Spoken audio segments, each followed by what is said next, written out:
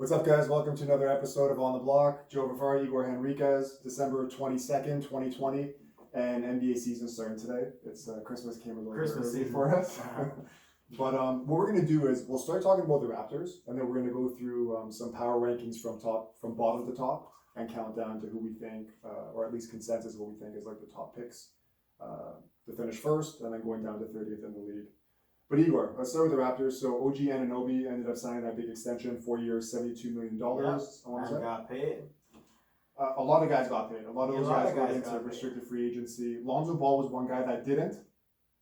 He's going to have to do the Fred VanVleet bet on yourself. Papa LaVar's not going to like season, that. But he's going to get paid too. Eventually, you would assume, yeah. So let's start with the OG. Do you like the contract? I like the contract.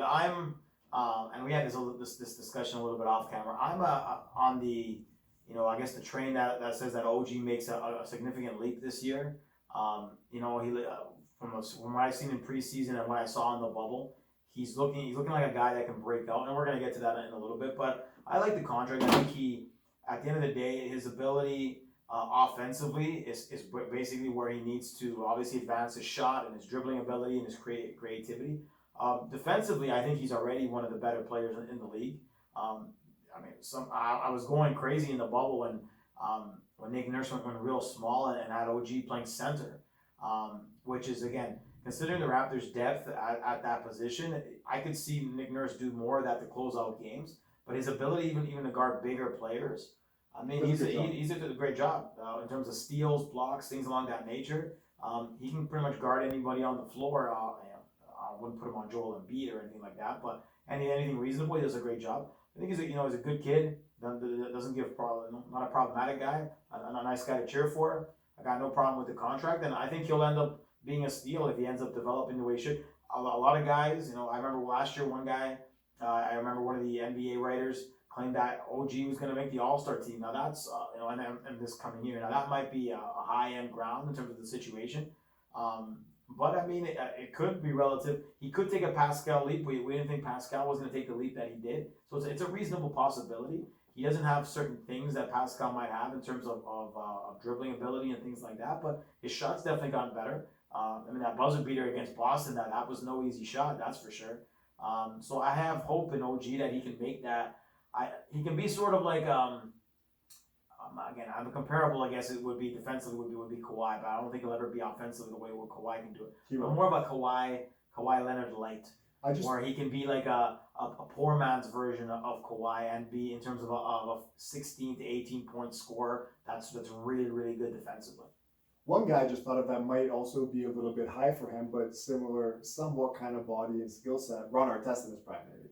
And again, Ron Artest was a part of a Defensive player of the year. He was a bit of a lunatic, which I don't think Lou. No, but on the court, yeah, no, on the court. On the court, with that same type of game, maybe like the Detroit fans or remember Ron Artest. Malice in the Palace. But yeah, I think, and again, if he becomes a Ron Artest, considering where he was drafted, it's a pretty solid. I think pick. That's more realistic. As long as he's not yeah, and again, Ron Artest wasn't a bad offensive player either. But he was averaging 23, something like that. He was a pretty good player with the Bulls originally, and again, he was known as a defensive stopper that was real tough. And if he turns into a Ron Artest and that ends up being his high point, you can't really complain for a guy where he was drafted in the 20s. Yeah, in the 20s or something like that.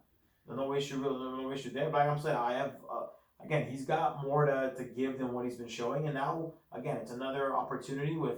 You lose Serge. You lose Serge again. You're opening up more possibilities that you end up being more of a focal point in the offense and see what happens. Would you still say he's their fourth option though, behind I guess like Pascal, Kyle, and then Fred, and then OG, right? Yes, I would say he's definitely the fourth option there. And again, I think when depending on the situation, you might injuries happen. He might be put in a more prominent role.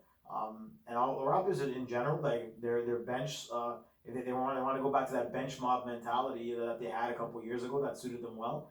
There are a couple other guys that I'm looking like, from what I watched in the preseason, might be able to get in there and contribute quite a bit. We've been real impressed with the rookie. I think from where he was taken and from what I've seen, he's for the pick that they gave away was a 29th or something like that. I think it was 29 or 20. He's been one of the revelations of the preseason. So even if he can keep that up, and again he's going to have limited minutes because. He's battling guys for Even minutes. like Matt Thomas. There's a lot of guys that you get to see an increase in minutes this year, right? Norm, the backcourt's kind of he's basically a Raptors player. He can shoot the ball quite well. He's very good defensively. So again, if the rookie can get some minutes in there, he might make some waves. But again, you've got to battle. Matt, you have Norm Powell, and then you obviously have Kyle and Fred at the guard spots already. So it's a bit Watson, who they signed to. And I like Watson. Watson's another guy. Okay too. And again, your boy from Montreal is going to have to make some maneuvers at the center. He's going to get a lot more playing time too, right? And again, he's a guy that he has had his moments where he's again. He can put it all together. Consistency. He can shoot. His blocks. Again, he's gonna have a much better year, I would assume, with the minutes that he's getting. He's just gonna stay out of foul trouble and things along that nature. And again, overall, Serge loss was the big one in my opinion. I don't think Mark had much left to give. I think he did his time here, and I wish him well with the Lakers. Serge is a big loss because I think Serge brought he was shooting the ball well. He was the rebounding. Now you replace him, see what happens with Baines. What do you get out of Len? What do you get out of Boucher? I would say that Boucher will be the backup center, and that Baines will be starting most of the games. But again, will it be a huge downgrade? I like what Baines did last year. I think Baines is going to be good. I just want to see if he stays healthy too, because he usually will get into some injury trouble. I think OG is going to play a lot of 4 at times because they don't have the front court depth, and he can. Let's say Malachi Flynn reminds me a lot of Fred when he came in the league. Like a lot, he's showing a lot more right away than Fred did because maybe like the minutes that he's getting, even though it's preseason, but runs the pick and roll, plays good defense, shoots the 3 really well. Like the stroke looks really good.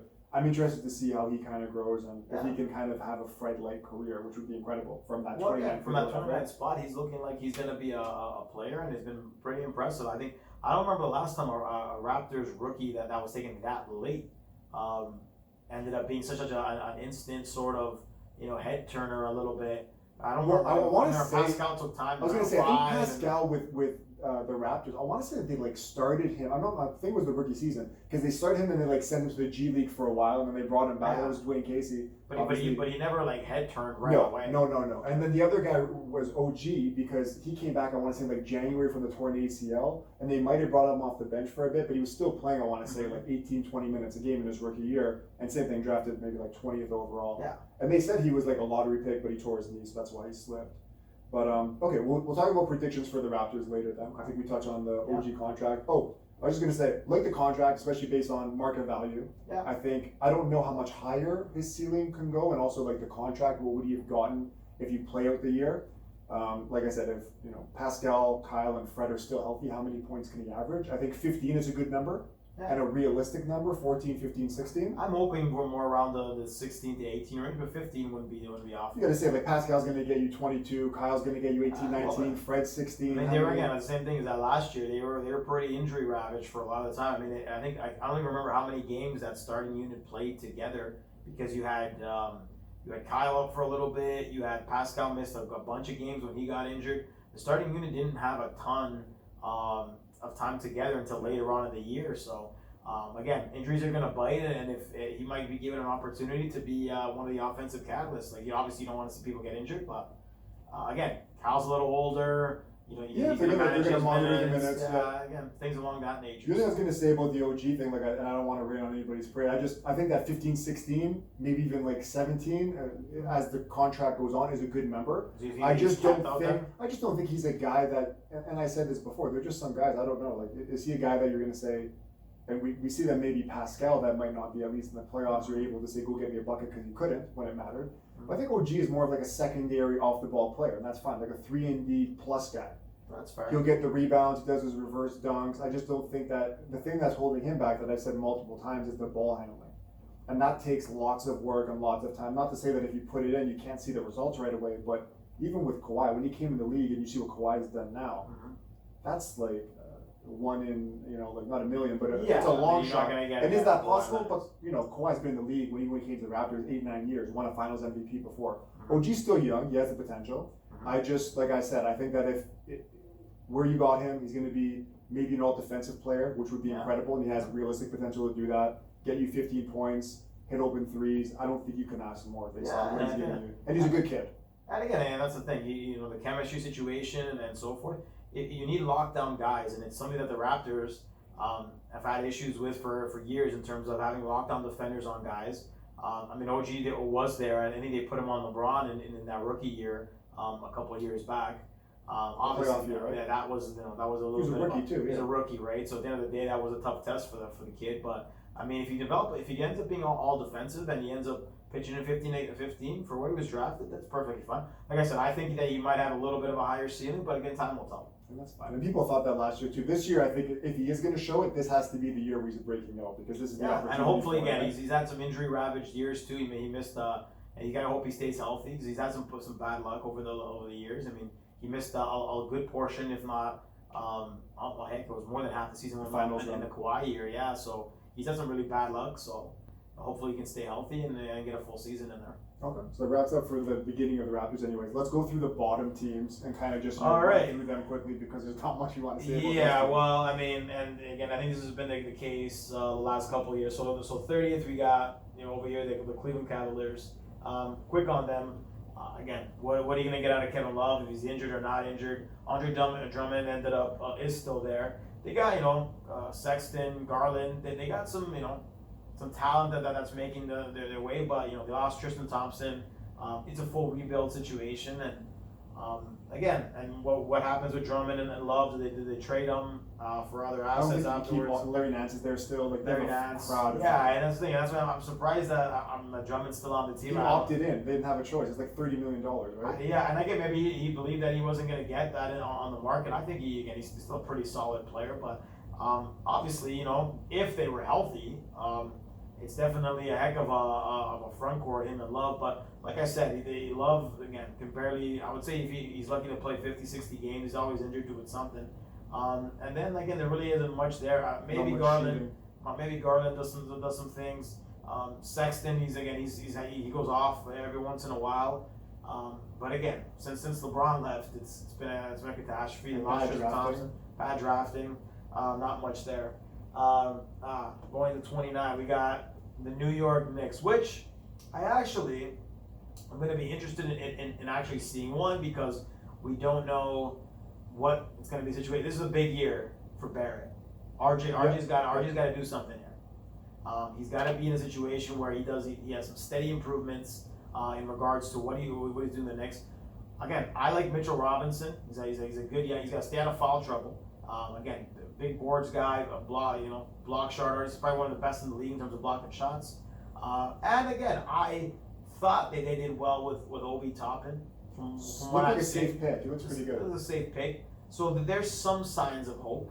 But considering the fact that again they just don't. And again, what are they going to do with Thibodeau? Thibodeau tends to be a guy that goes hard on the young kids, and then the young kids lash out at him. Is he the right coach? This is probably his last chance. You can probably speak on that. I mean, I think the Knicks should probably, again, I had higher predictions for them last year, but do I think they end up being the second worst team in the league? Probably not. But a bottom 5 team. But not in playoff contention now. Yeah. So I don't know if you have anything to add on RJ or. I like Toppin. I think that he's going to be pretty good. Like, they always have that comparison of like Amari Stoudemire because he's so explosive and big. I like that. I don't know how good he can be, especially all the guys. Like, they have Knox, they have Ntilikina, all these guys they've drafted that. Ntilikina ended up being a bit of a bust for sure. Well, he's another guy. So, like, I don't want to say similar to OG. In terms of defensively, they're both like incredible defenders, right? Just Ntilikina was really showing you nothing on offense. Yeah, and he's not a point guard. And he's literally like, and again at the guard spot, even if you wanted to put him up at the point guard spot, he's third string right now behind Alfred Payton, Dennis Smith Jr.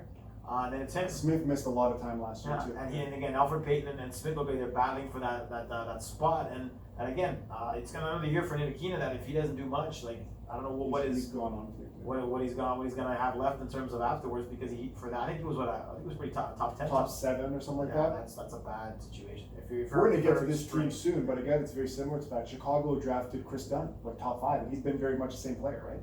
Yeah. With more injuries, but like a defensive guy that hasn't really shown much. Minnesota. No, but I'm saying Chicago drafted him. Now he's gone. So I'm just saying the comparison's there. If you don't show anything this year, you're probably on to a next team. Chicago drafted Dunn. Now he's gone free agent to Minnesota. Didn't Dunn get drafted to Minnesota? Oh, and they drafted him. And then they traded him for Jimmy Butler. Right? Sorry, he was in that trade, but he never played for Minnesota, and now he's in Atlanta. My mistake. Oh, okay. But he never played a game for Minnesota. He was with Chicago his entire career. Yeah, sorry. No worries. In terms of, so you have that, and then we got to go to poor Dwayne Casey. Oh my god. Don't know. There isn't much there. Again, the Wood thing, the Christian Wood thing didn't make any sense to me. I thought he was one of their better players last year, and he was a young guy that was breaking out. No clue what they were doing with that. They let him walk. They let him walk. Breakout candidate. Baisley, a young kid that again might be able to make some waves. Blake Griffin's always hurt or punching somebody or doing something. I didn't like that at all. I don't know how much we want to get into that, but like the Patrick.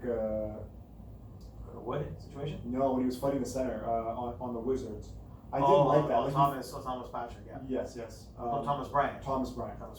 And Yeah. he threw him to the ground, and then after he gets up, Brian, and he wanted to throw with him, we're like, at least get in his face, and Blake Griffin's there laughing.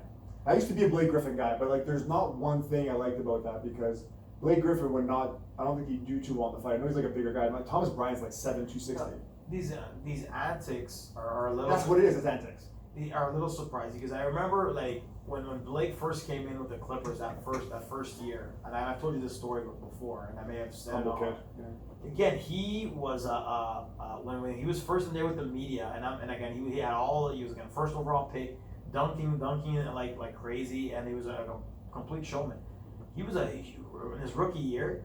He was one of the more humble kids or even people that I spoke to while I was doing the reporting. You would never, if you told me that kid, well, how many years, again, it's been a while. Maybe 10, but yeah. Yeah, and is what he is now, I would have never guessed it. The NBA, money and fame, changed his personality to becoming a little bit more of what he is now. He was not like that in first year, let me tell you. He was as shy could be, and he was as respectful could be. I mean, he wasn't a guy that had the number one overall pick. I'm better than you type attitude. But I guess playing in the league and being around the money, like you said, completely changed the kid. But it is sad to see because at the end of the day, he had some. He had potential. He's not a great. He's not a great career. Yeah. He probably didn't reach the heights that many thought he was going to reach. But Yeah, if he was healthy, could have been a Hall of Famer. Sure. Right. It's possibility. Got injured. And again, those again, same with Zion with those dunking and the weight type situations. Yeah. So next up, the Charlotte Hornets, which will be interesting. I guess in my view, it's going to see what LeVar's kid, LaMelo, does. Again, from when I've seen the preseason, a creative kid that at the end of the day, if he develops well, could end up being one of the best passers in the league, without question. Much like, again, needs to work on his defense, without question. The issue there, and it's gonna come up, is there's obviously the situation there where he needs to get his minutes. Terry Rozier got paid big money. Now, obviously, what are they going to do with Terry if they trade him or whatever it might be? But if there's an issue there, you know who's going to be the first one to chime in. Is that Pops? Pops has been the guy to chime in.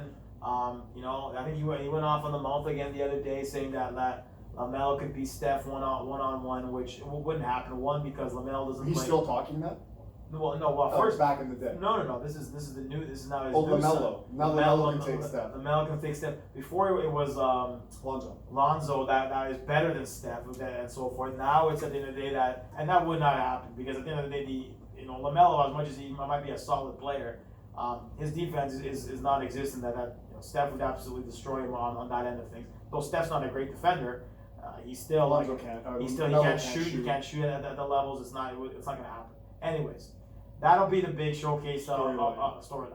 If what happens with the kid, how he develops. Again, from what I've seen, if he can improve certain elements of his game, he could be a big not going to be a bust. He looks like he's going to be better than his brother. You think so? I think so because his creativity, and I think he's a better shooter in my opinion than his brother was at that stage.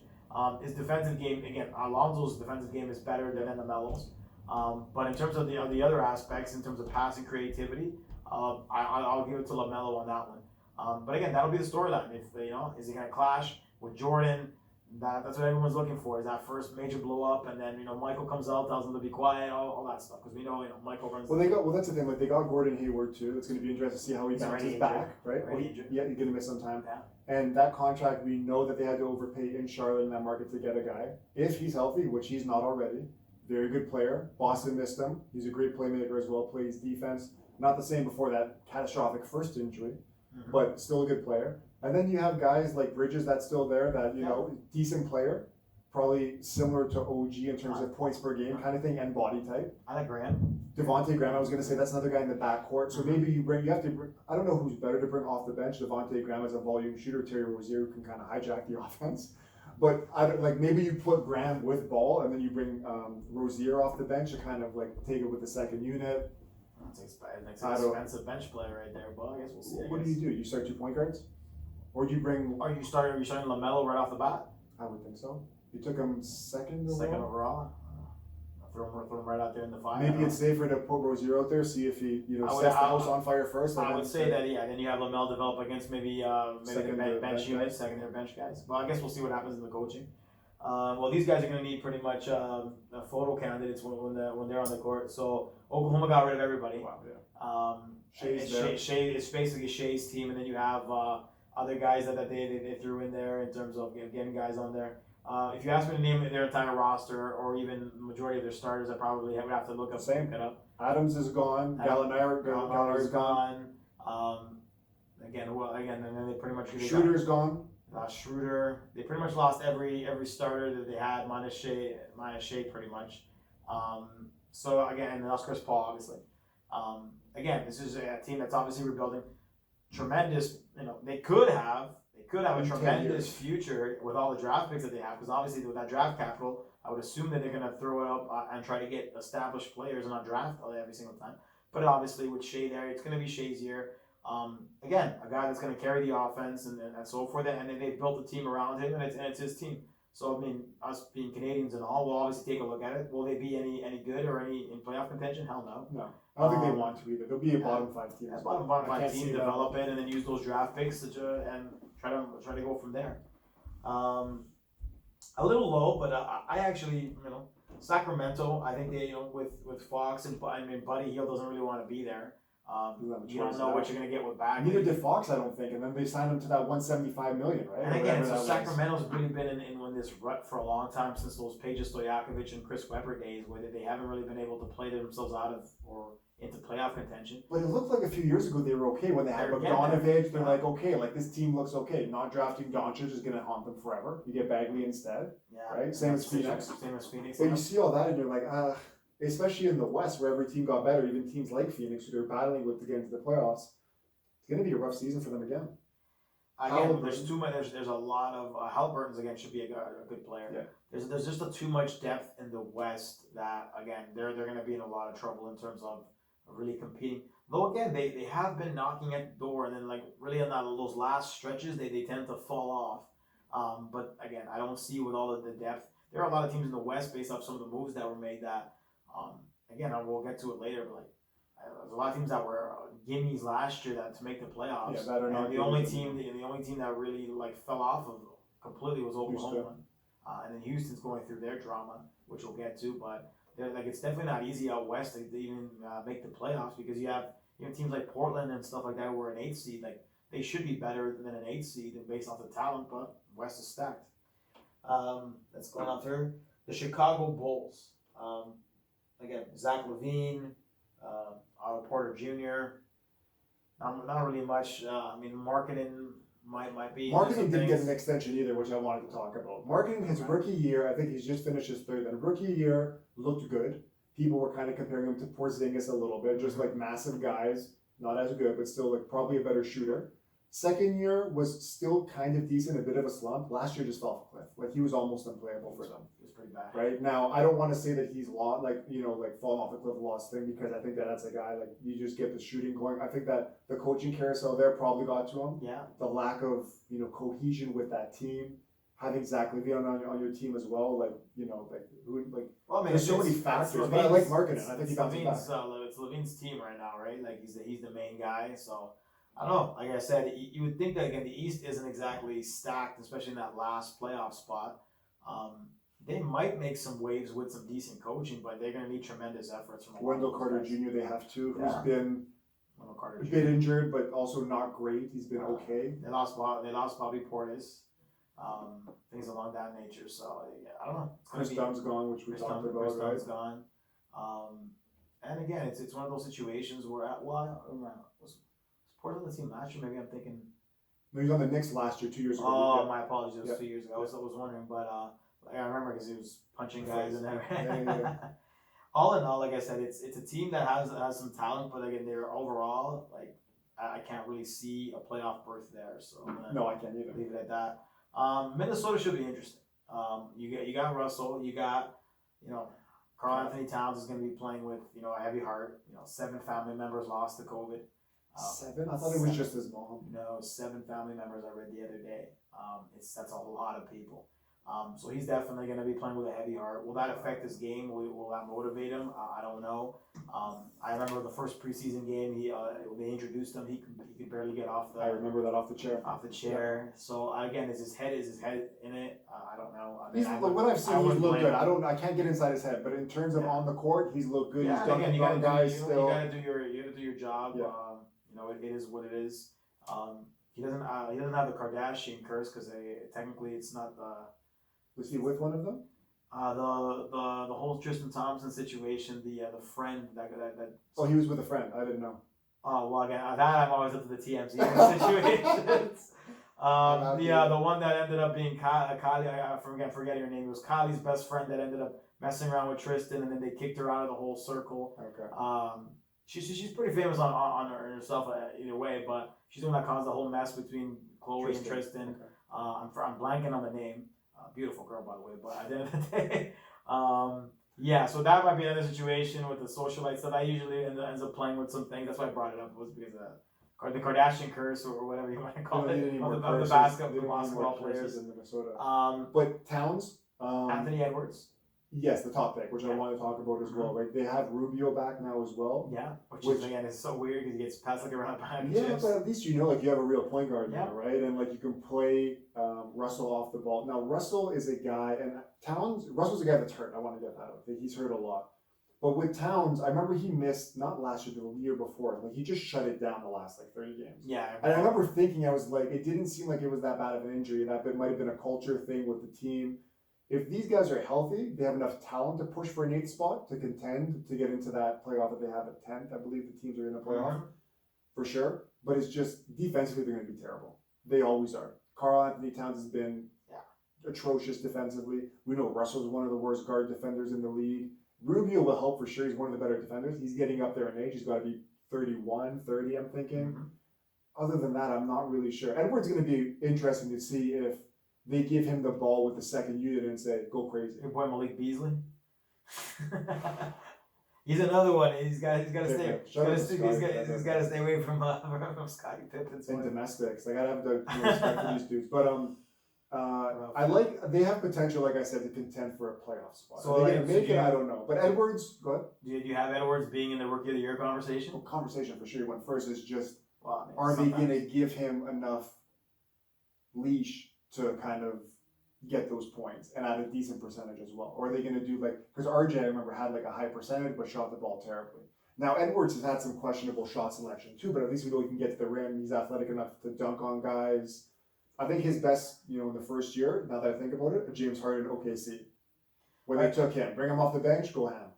Do you get vibes out of Edwards that he might turn into one of those Anthony Bennett, I knew you were going to say it. Kwame Brown situations? You don't get that vibe at all. No. So you think he'll still end up being a rather serviceable player? But do you think he's going to be a bust?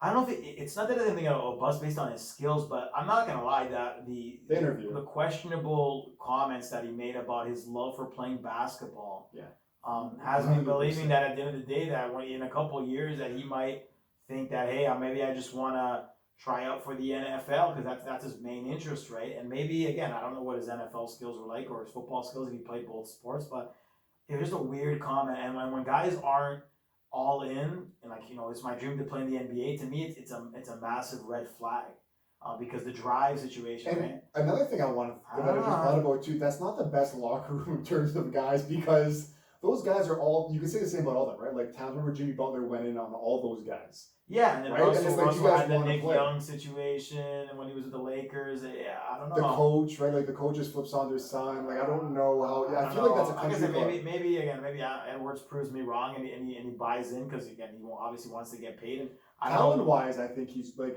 and obviously Bennett was talented and all that, Yeah. but I think that like Edwards has already showed enough. He's a strong kid. He can shoot the ball decently well, and like I said, he can get to the rim. And just getting to the rim, if you can do in the NBA, there's few guys that can have that skill set to get to the rim and get to free throws, attack a defense. We know that Wiggins doesn't do it. I mean, we know that that's, like Russell that's, doesn't do that's it. the thing, right? Like obviously they've had again Wiggins was technically a Cleveland draft pick, and then they traded him over to Minnie. But again, the Minnesota's had some rough drafts in terms of they missed on a lot. I remember when they passed on Steph for I think it was Johnny Flynn. Johnny Flynn and Rubio.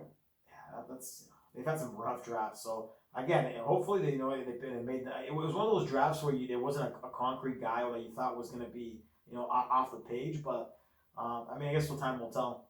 Atlanta, I loved a lot of what Atlanta did in the offseason. Again, they have him here at 22. I have them fighting for that again in one of those playoff spots. I think Trae Young will take another step. Collins, if he can lay off the PEDs, stay off. No, I don't know. It wasn't weed. It was performance enhancers. But I like the Bogdanovich addition. Love it. Yeah. I like the Gallinari addition. A lot of guys. I don't know. I don't know why truthfully, why they're ranked so low. To be honest, I would have them more. I would have them ahead of Orlando if I would do the rankings. And overall, like I said, I think they'll be a playoff team. And again, it won't be an easy matchup for if they end up being an 8 seed. They also picked up Rondo. And Rondo, that's right. Well, Rondo get often hurt, but they have Rondo and they have Chris Dunn. Like that's all. So they have they have able bodies. Yeah, they have a very good depth in terms of the roster. So I'm a little bit surprised that they were ranked this low, but I'm expecting better than 22nd. I'm expecting a playoff situation there. So. Because I just wanted to go through the guys here. So like these are just guys I'm reading off, and I guess it's most of the guys. Trae Young, obviously. Cam Reddish, who's looked pretty like I've never been a Cam Reddish guy, like with fantasy. And you know what I know that it's you take it for granted, but like guys are gonna get better as they progress in their careers. Reddish going to his second year, same as Zion and RJ, they were on that same Duke team. I think that he can take that next step. Now you want to talk about misses in the draft. Deandre Hunter, who they traded up for to take, I want to say it was like 6th or 5th. I don't want to say he's a bust because he can play the game, but like not a guy that you would take 6th overall or whatever he went. Well. He's already behind Cam Reddish, probably behind Herter, who at one point was getting light comparisons to Klay Thompson. Herter's a shooter, been injured as well. Clint Capella has to have a bounce back after what happened to him in Houston, right? John Collins coming off the steroid abuse. But like, there's a lot of guys. Gallo. Again, Bogdan, they have talent. The defense, I don't know, but they have the talent to compete in the situation. And again, it's a team that at the end of the day, if they put it all together, you probably don't want to face them in the first round, even if you're a high seed. But I think they'll be again right there. Next up, so you got the Wizards, who made obviously that massive trade with John Wall for Westbrook. So far from what I've seen from Westbrook in the preseason. Seems to be getting along with his teammates. He's saying the right things. Coaching. He's leading Denny, the guy they drafted. Then you have the situation. Well, again, you got Westbrook, you got Bradley Beal. We got to see how that coexists. I like Thomas Bryant. I think he's a pretty decent player. Denny, again, is the guy that they drafted. A team that again with Westbrook and Beal, can you ever discount that they'll make it to the playoffs? It's tough out in the East as well, and it's interesting because they'll likely be there with the Hawks in that play. In my opinion, they'll likely be between them two to get in that situation. And again, Westbrook gives you whatever his triple double, his stats. He can't shoot to save his life. But again, in the regular season, that's all well and good. In the playoffs, we see that it doesn't really work out all that well. Again, Beal still again maybe a top 10 scorer in the league. Depending on how you look, he can give you a 30, 40. How is he going to work with Westbrook? Like I said, it wasn't working with John Wall. They tried a new little revamp situation. See how it pans out. But so far, it's been some decent games. And like I said, an 8, 9 seed is probably the ceiling. I think that it's interesting because they're going to be in that playoff play-in, I guess is what they're calling it or whatever, right? But Rui is the guy they took last year in the draft, Hachimura Gonzaga. I want to see what he can do. He was hurt a little bit last year. Didn't look like a star, but hopefully he can be like a glue guy for them. And then Bertans, who they brought back on that massive deal, right? I was going to say about Westbrook. I think the Westbrook hasn't, obviously we know he can't shoot, but I think that when he has been at his best, it's been like pick and roll with Steven Adams his whole career, blow by guys, get that assist. But without shooting that he hasn't really had since Kevin Durant was there with, guys like maybe like Cephalosha or whoever else was there, guys that can actually shoot threes. He didn't have that in OKC at any point after those guys left. Now in Washington, you get Bertans, you get Brad Beal. That's already two guys outside of him in the center with Bryant that can at least be a threat to space the floor. So I think that that's going to help him even though he can't shoot. And I think he's going to have a better season. Shout out to Bertans on the fantasy team. I'm hoping he's well, Kyle. And he's gonna shoot. And he got big, but again, he'll likely be coming off the bench. Which again, as long as he gets his minutes, it doesn't he'll really get matter. 15 points a game easily. Yeah. Like I said, I mean, he's a guy that I have high aspirations for because that's what I drafted him with a pretty high pick in fantasy based on the fact that he can shoot the ball and he can fill the stat sheet. So which you need in fantasy at the end of the day. But like I said, it's going to be an interesting team if it can come together. Another team that potentially could be somewhat dangerous, a playoff team that can give you some problems. Moving on, we have for the first time last year they didn't make the playoffs. You get the San Antonio Spurs, another team where this is a make it or break it year for a lot of the guys. You have expiring guys with like DeMar came back, which I was a tad bit surprised. He re-upped for the year, and then you have LaMarcus Aldridge. I think White, big contract. Yeah, Derek White, and then Murray. I can't say DeJounte. I was trying to get up to Murray. Again, Lonnie Walker. Is it gonna be another year of the playoffs? I would say yes because they finished strong in the bubble. They just missed like everybody else. But again, you have Phoenix that got a lot better. You got other teams. You got Memphis Pelicans. Again, I just don't see enough there. Where that situation pans out into a playoff spot in a tough West. They probably would have to fight off even the Rockets to get in, depending on what the situation is with Harden. Again, just don't see it there. Again, Pop's always been mentioned in other coaching jobs. Maybe it's his last year there. We shall see. But do you have them making the playoffs? Probably not. As of right now, no. But like I have them in that. If we're including the playoffs in 10th, which I don't know the play-in game, I guess not. Is it because what they did in the bubble last year? It's 10 and 9. Fight for 8 and 7, is it, or they're all fighting for 8 spot? I was under the impression that 8 and 9 would be the last. So it's just 8 and 9 fight for the last spot. Yeah. It's going to be tough. I didn't fill that one out yet, but Derek White, I was going to say, got pretty much the same contract as OG. 4 years, $73 million. He got $1 more million more than OG, right? And again, he had like what? He showed promise. I want to say 2 years ago. Last year was kind of. What did he average last year? Like what? 17. 11. Was it only 11 points? I thought it was only around 11.3 points a game, 3.3 rebounds, 3.5 assists. And again, he's basically going back and forth with Murray for the starting guard spot. So I guess they might see some potential in him to break out. I mean, we'll see. Like I said, I just don't see enough in terms of that situation, in terms of the playoff run. Orlando, again, similar team to last year. You got Vukovic, you got Gordon.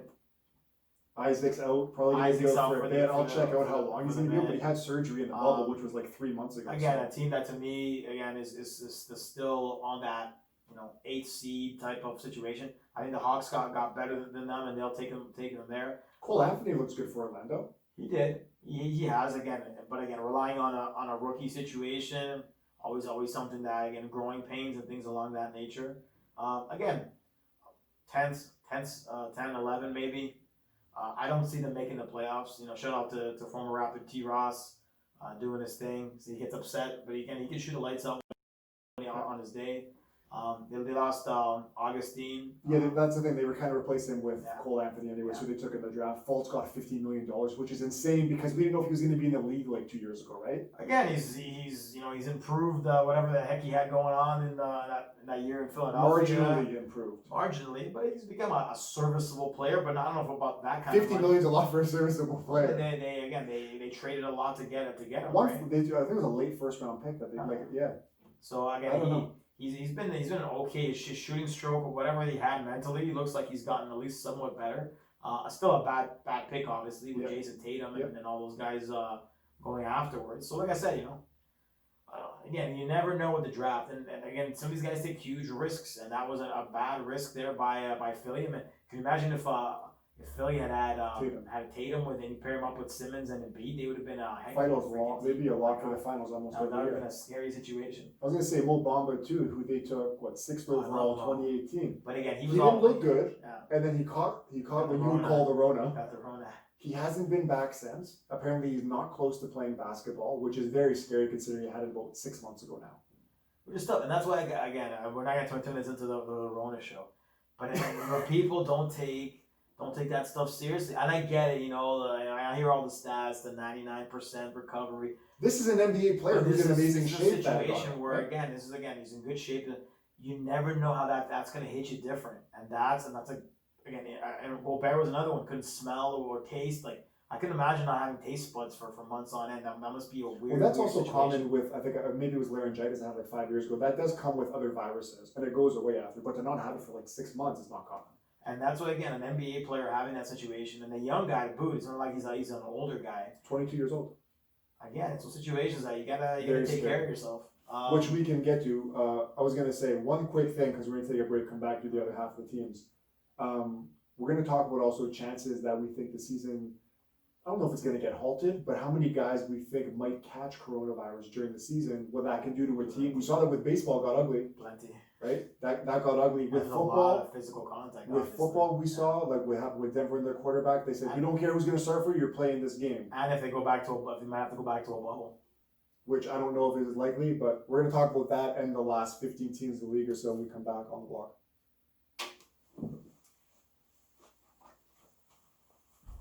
The one thing we didn't talk about the Raptors is them playing in Phoenix. All right.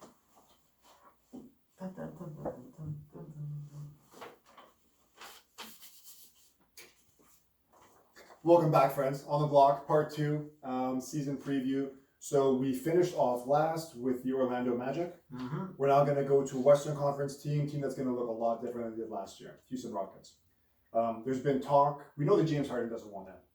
We had a segment last episode on James Harden's behavior, his antics, his partying in Vegas, his core. We talked about a lot of things. I don't like what he's doing. He hijacked the team. We don't want to spend too much time getting into it. Core was a nice way of putting it. Core's a nice word, right? But what did they do? So they ended up bringing in John Wall. They brought in DeMarcus Cousins, 2 guys coming off Achilles tears. Both of them look surprisingly, I like Wall a lot more than Cousins. Former teammates. Yeah, Kentucky guys. Yeah. And then Christian Wood, who's, the complete opposite of those two. Young, energetic, on the rise. I like that contract for them as well. PJ Tucker's still there. Been complaining a little bit because he didn't get that extension. Where do you see this team? I'm assuming Harden's getting traded. I think that's a foregone conclusion. Well, that's the thing, right? Like, if Harden stays on the team, then you probably have one projection for them, and then if they, depending on what they trade him for, is the other. His antics have gotten worse. Yesterday, I guess there were reports that he was throwing the basketball at rookies' heads and stuff like that. He's trying to get out as soon as possible. He's trying to get out as soon as possible. He's not happy. And then you got these reports that the Raptors and the Celtics have turned into sweepstakes. The sweepstakes, and they're the main contenders. The Celtics supposedly offering Jaylen Brown plus the Raptors with Pascal Siakam. I'll be the first to tell you, and a lot of guys, and I got shot down on Twitter about this from a few people. I don't want James Harden here. Like he goes, and again, not that he's not a phenomenal basketball player, maybe one of the better scorers of all time. He is. He just doesn't fit. He doesn't fit what the Raptors do. His mentality, do I see Nick Nurse being okay with a guy going off and partying after every game and then coming back? You're not going to party actually they're in Tampa, which we didn't talk about either. Which you could, yeah. He might catch the Rona. That's a guy that could catch the Rona. Catch the Rona. You got a little baby's birthday party. Shout out the little baby. It is again, he's just like the type of guy that you need a stable situation. And again, I saw some crazy proposals. Pascal with Fred and no, OG. Not Fred. No, I didn't see that. The reason why, because OG just got signed, so you can't trade him. What I saw was Fred, Norm, and then 3 firsts. Sorry, no. OG. I'm losing my train of thought now. Pascal is the centerpiece. Yes, Pascal. Pascal and Norm. Okay. And 3 firsts is what That's the one that I kept seeing. Okay. So let's. We want to keep Houston though. I don't want to do too much. Yeah. Let's go back to Houston. How do you think that they get in the playoffs?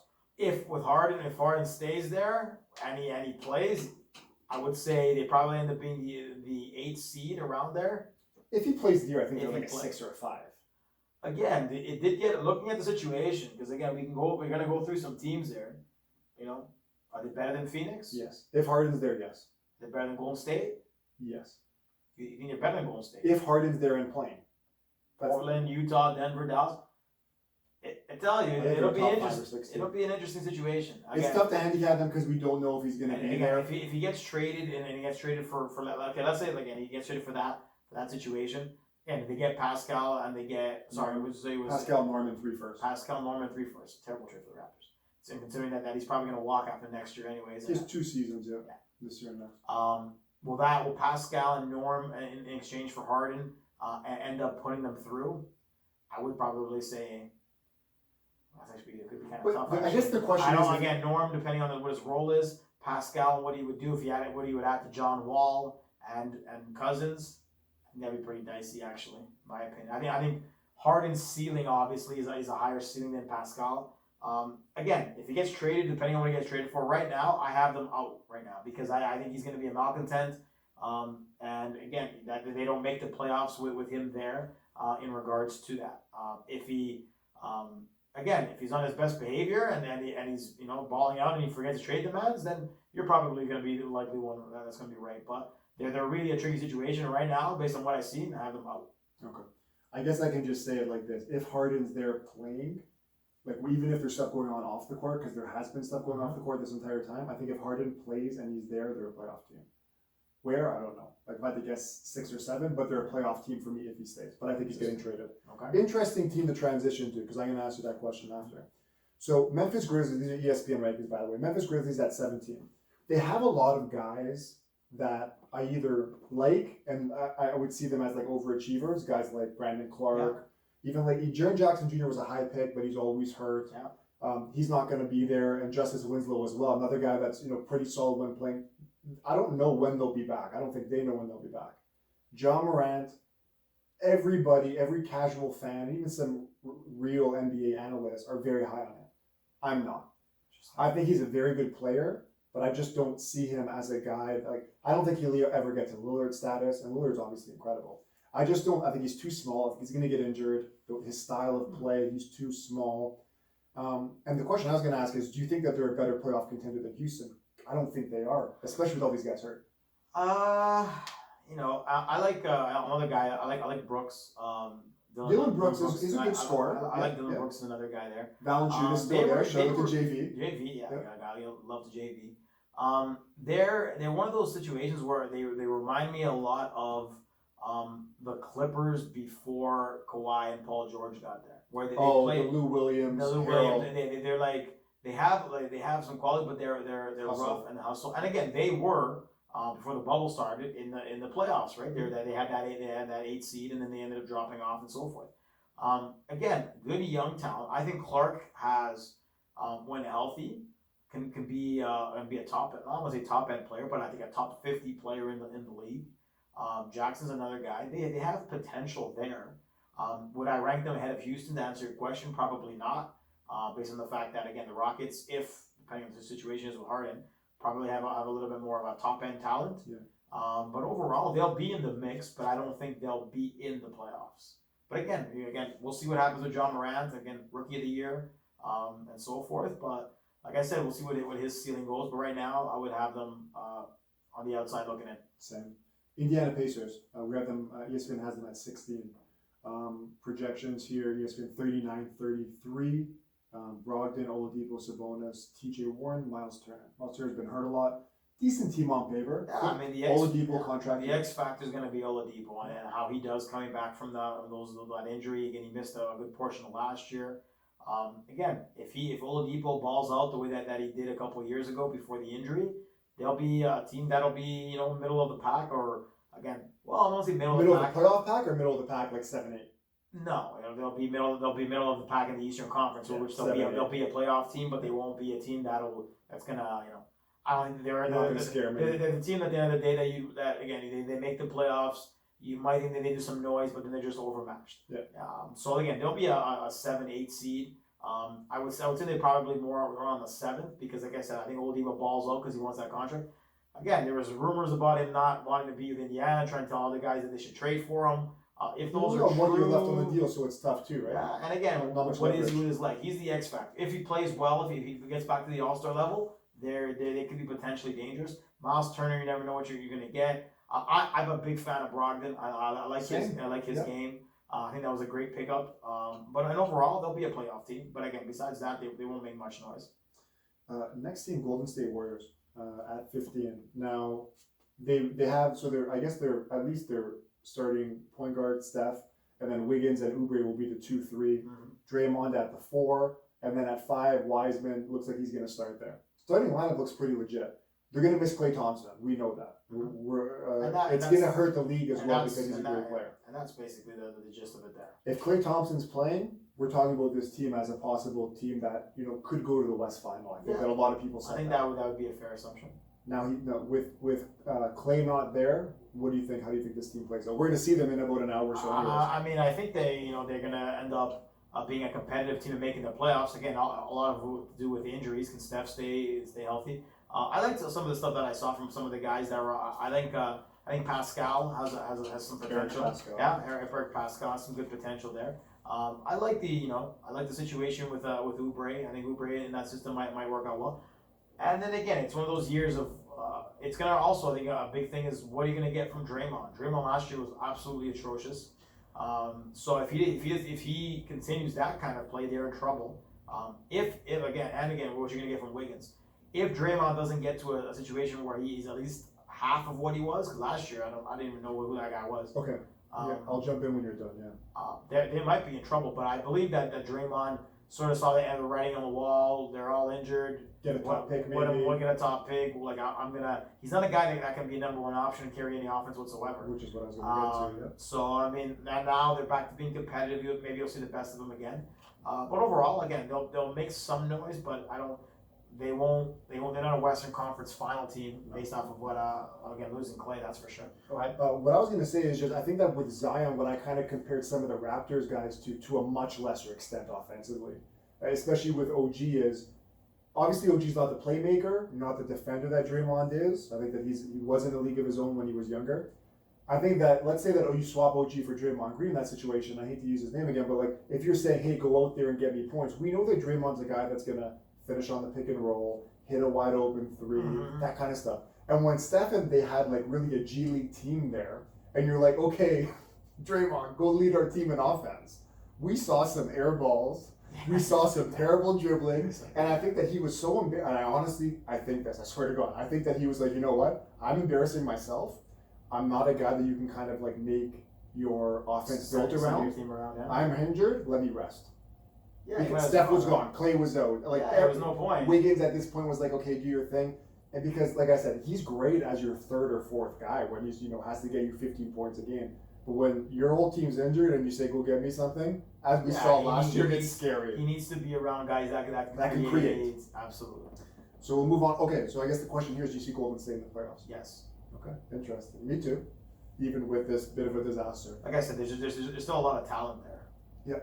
Bench might be thin, but they do have talent. And I want to see how Wiseman does. Now, again, if Steph goes down for 60, 70 games, then they're done for. But at the end of the day, that's again. I think Steph stayed down a bit longer too. It was a broken hand, not like a knee or anything like that. I think it was a broken hand, and he's like, same thing. It's like we're terrible. Clay's out. Let me sit it out. Right. Next team, very interesting. New Orleans Pelicans. So they bring in Steven Adams as well. Trade Drew Holiday out. They got Bledsoe as well.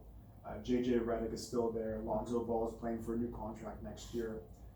How do you think this team does? I think they're a really big question mark in terms of how new coach as well. Monty Williams, I believe, is back there. How do you think they're going to do? Well, again, I think Alvin Gentry was definitely thrown under the bus in terms of another guy that probably should not have been fired considering the situation. Again, should they be ranked ahead of Golden State? I don't think so. But again, a lot of it is Zion hype. Zion hype, right?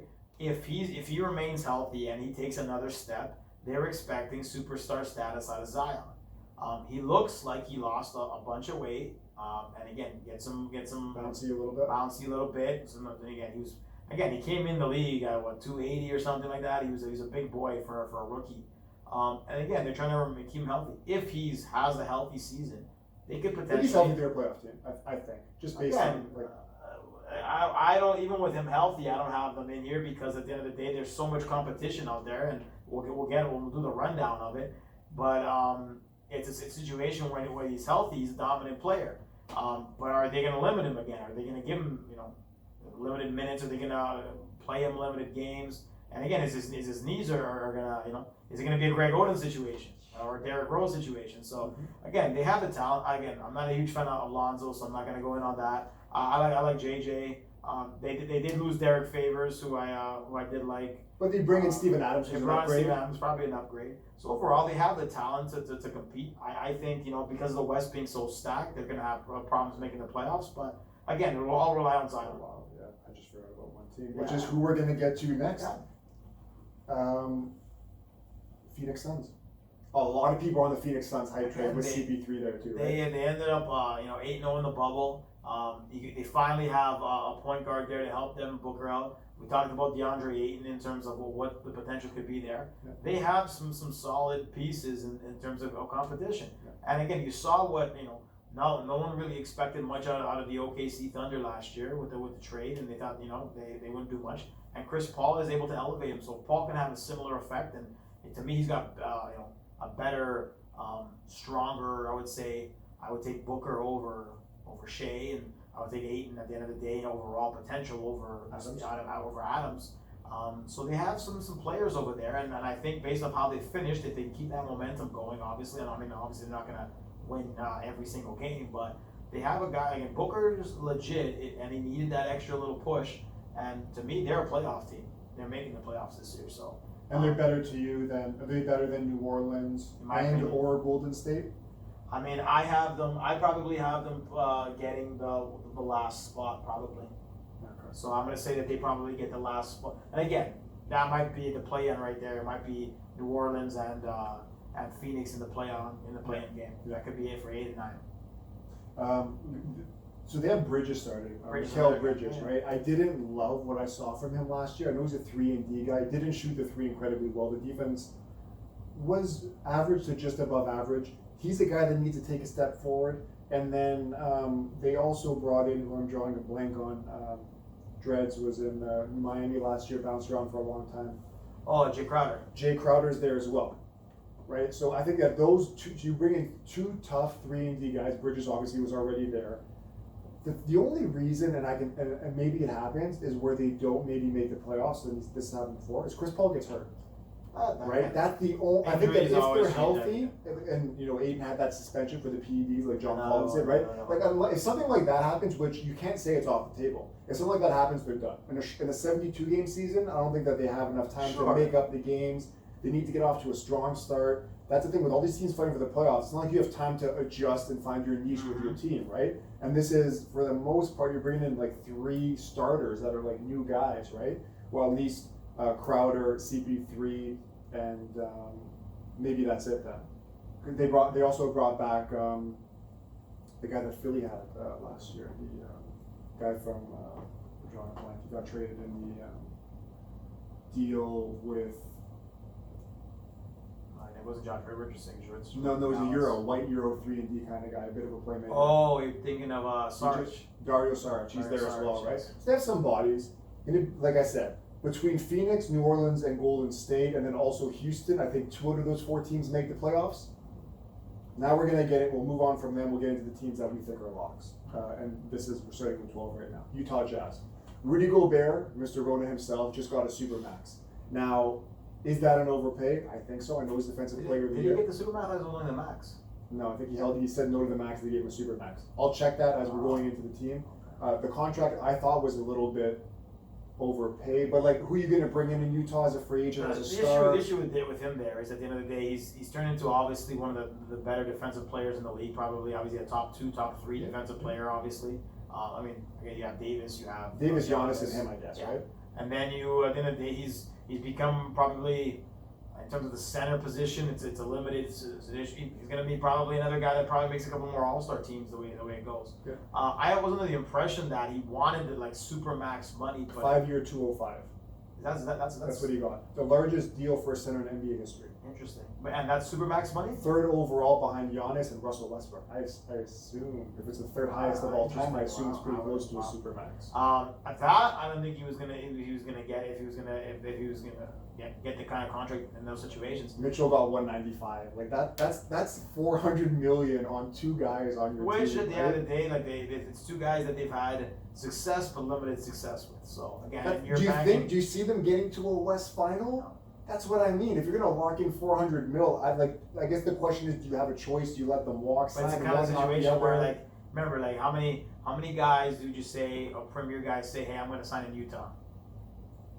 He's not signing there unless they're offering him that kind of money, right? Well, and there's the situation. You got guys that they drafted and things like that, but Utah's never a prime destination for anybody. No. And that's always been a bit of a case. And again, it's kind of like a Cleveland market, things like that. The premier players don't want to play in Utah, and that's the situation, right? So they lock in guys that they're going to have some limited success and then hope for the best.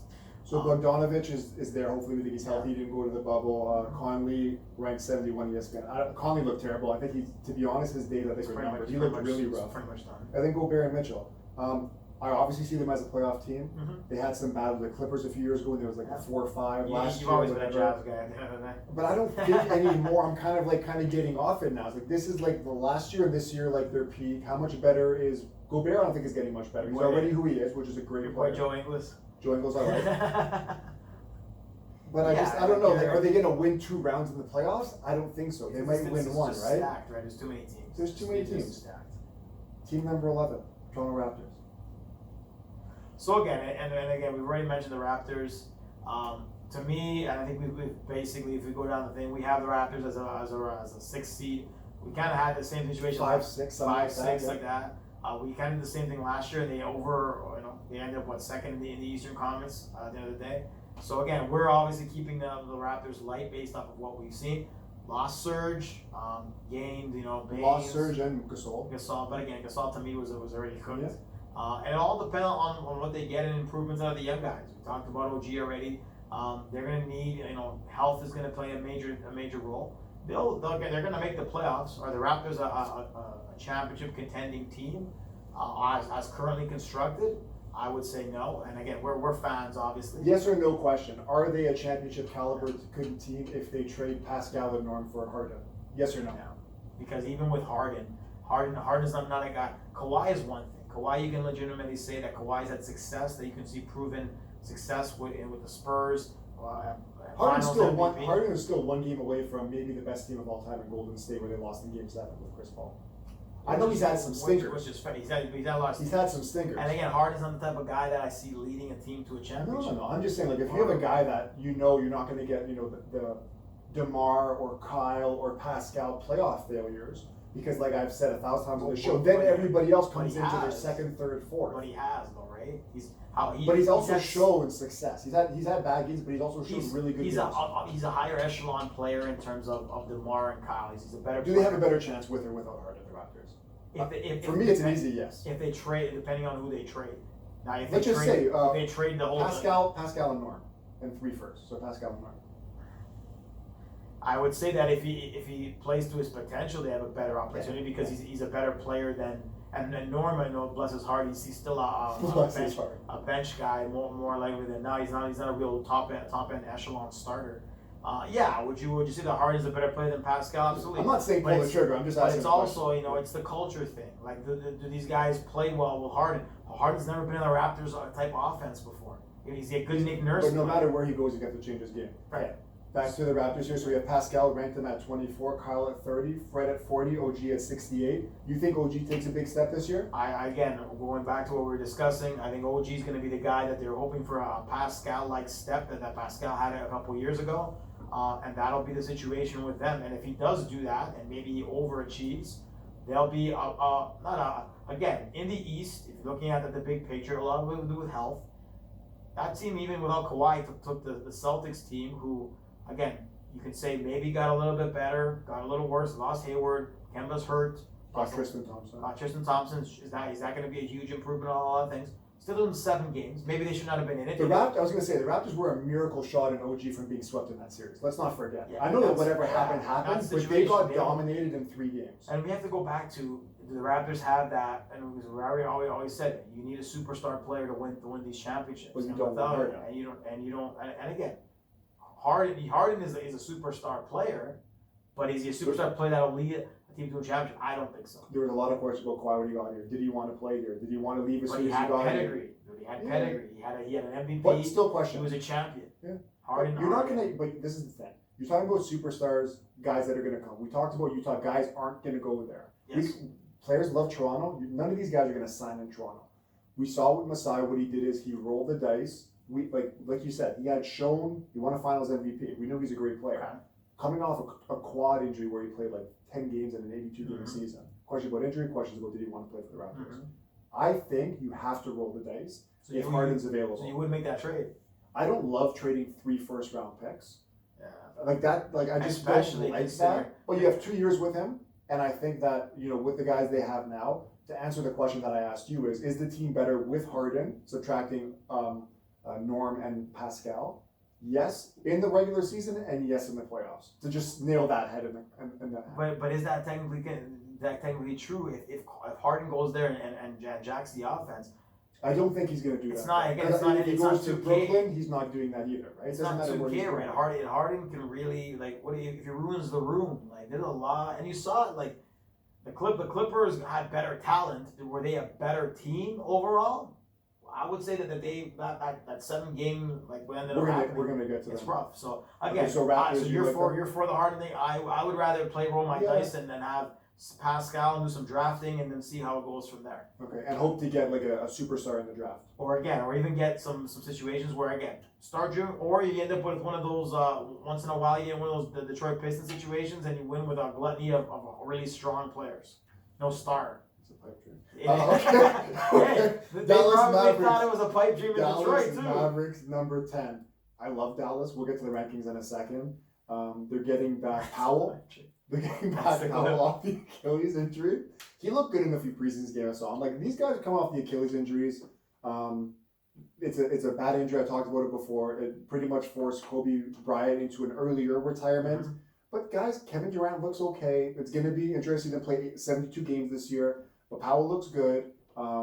Seth is gone. They bring in Josh Richardson. Whatever. He's a guy that can play defense where Seth couldn't. They address some issues they had. Awesome shooting. Can Porzingis stay healthy? And Is the that's question. the expect.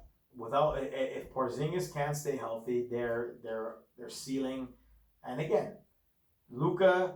I have Luka as probably one of the favorites to win the MVP.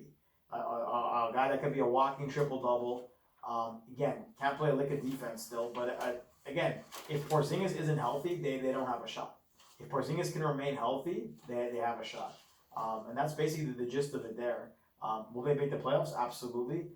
Again, it's all depending on health, but again, they're capped. If Porzingis can't stay healthy, they're capped at a team that's a second round team at best. Okay. Yeah. Portland, very polarizing team. What do you think about them? I like Portland. Okay. They got rid of so Whiteside is gone. Mm-hmm. Whiteside went to Sacramento. Nurkic is a big X factor because to me, if Nurkic is back healthy, he's gonna add a lot. I liked the Robert Covington move. I'm low-key a big fan of Covington. He makes wise decisions. A good, I would say borderline great defensive player. Along with CJ, Melo, and Gary Dame, Trent. They have, again, if everybody stays healthy, which has been one of their biggest problems, we call Portland a lot of fool's gold a lot. They can cause some problems. I have them as a stronger team than, let's say, Utah. Personally, I think it all depends on the health, and if Nurkic gets back to health, they're going to be a problem. I can see that. I like that starting 5. Yeah. I'll tell you right now, that's a solid starting 5 they have going over there. They're gonna be problematic, and again, if you never know what you're gonna get. Dame can ball out for 50 some games. I have them making the playoffs, and they may make some noise with a fully healthy situation. I like that Covington move. That was a big move. Denver Nuggets at number 8. So they ended up. You're bringing back obviously Jokic, Murray. You get a season of Porter. They lost their boy Jeremy Grant. They lost Jeremy Grant, which is going to hurt a little bit. Getting Will Barton back is going to help him if he's healthy because Will Barton was a guy that was taking that step before he got hurt. I don't think I don't think they're as good of a team as they were last year. They've been good for so long regular season. I want to say it's been like 3 or 4 years now. I don't know how much upside they have. I know that Murray really showed us something last year in the playoffs. Jokic has showed us things in the playoffs. He's been incredible. Porter, could be an all-star. He's so bad on defense that I'm really worried because they don't have a lot of plus defenders. Obviously, we know that Murray is average at best. Yeah. And then Jokic as a center, he's not the most athletic guy, but he can, play his part. I don't know if they have any higher to go than where they were last year in the West. Well, they went to the West Finals last year, man. Well, and that's the thing. Well, if Murray, and this is the thing again, in the current NBA constructs on how the Clippers and the Lakers are built, they probably don't have that ceiling. In a couple of years, if Murray continues to make some steps, it could happen. I could see it happen. I think a lot of people have said that they can see the team, and maybe they need one more piece. And if Porter ends up, I don't know. That's what I was gonna say. Porter is probably that piece, right? If he ends up getting into that all-star level, they're gonna be a problem. I think Murray took a huge step in the bubble in some of the stuff that he was pulling off. If he can continue that type of production, they can be a big time problem. Jokic does some stuff that you just. I don't. I was looking at that photo of when he was a kid. The passport photo where he was a kid, where he was like so huge. Overweight, and man, he does some things with the basketball for a guy that size. You just don't think that's gonna happen. He's a special talent. They can be a problem, I think, but they're needing that echelon from Porter Jr. or somebody to be that third. But even now, I'm looking at their bench or who they have. They do have guys. So they brought in JaMychal Green, who didn't get enough playing time with the Clippers last year. I like him. Gary Harris has fallen off a cliff. That guy looked like a border. He almost looked like a CJ McCollum in terms where it's like he could make the All-Star team every year. Shoots the three, really good defender. I don't know what happened. Last year he did absolutely nothing.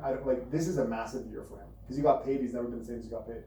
Monty Morris, they kept him and they traded Malik Beasley. Remember, both those guys are shooters coming off the bench. I like Monty Morris too. And then Millsap, who's looked really good in the preseason.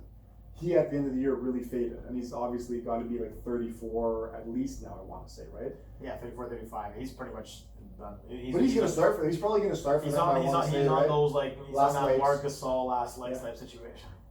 So now, like I said, I look at their team, they have a little bit more depth than I remember. But at the same time, can they be one of the last, are they going to be one of the last teams standing in the West? I think that a lot of things went right for them last year. They caught the Clippers sleeping. They made it to the West Finals. I thought that, if they were going to beat the Lakers, Utah. based on momentum and stuff, last year was the year where at least, you get to the finals. Play Miami in the finals, you win. It really depends on the continued progression of Murray and Michael Porter Jr. If Porter Jr. takes that all-star level that you're talking about, they'll be a problem. If he doesn't, if Murray doesn't continue that progression, then yeah, I agree with you. They're capped out. Okay, we're gonna move on to Philly, ranked at 7. So a lot of change with them. They brought in Seth Curry, them at 91, Tobias Harris 57. Tobias Harris, an above-average player, getting paid damn near a supermax, 190 million. Which they got rid of the Horford contract. At least they were able to do that. Simmons and Embiid. Danny Brickhouse Green joins the team. Green's there, right? It's a very different team. I think they needed to really get some shooters, and they did that with Curry and Green. Yeah, I think Green, as much as I was one to criticize him last year, because at times I thought he was just in the playoffs. atrocious. He wasn't great. He's another guy that he's known to be a very good shooter. I don't know how much he has left, to be honest. It might be one of his last years. He's definitely. I liked, again, besides the whole defense, I thought Seth Curry gave the Mavericks a hell of a good run, especially towards the end, where he was a legitimate option there for Luka. He takes basically what JJ Redick was for them a couple years ago. To me, I think JJ's a better player though still. Yeah, and I would agree with that, and I would still think that JJ's a better shooter as well. Overall, again, new coach, maybe a new system. It's another make it or break it year, and I think I've mentioned this already on the pod. This is going to be it. If for some reason they get first round exits swept like they got last year, I think they got swept by the Celtics.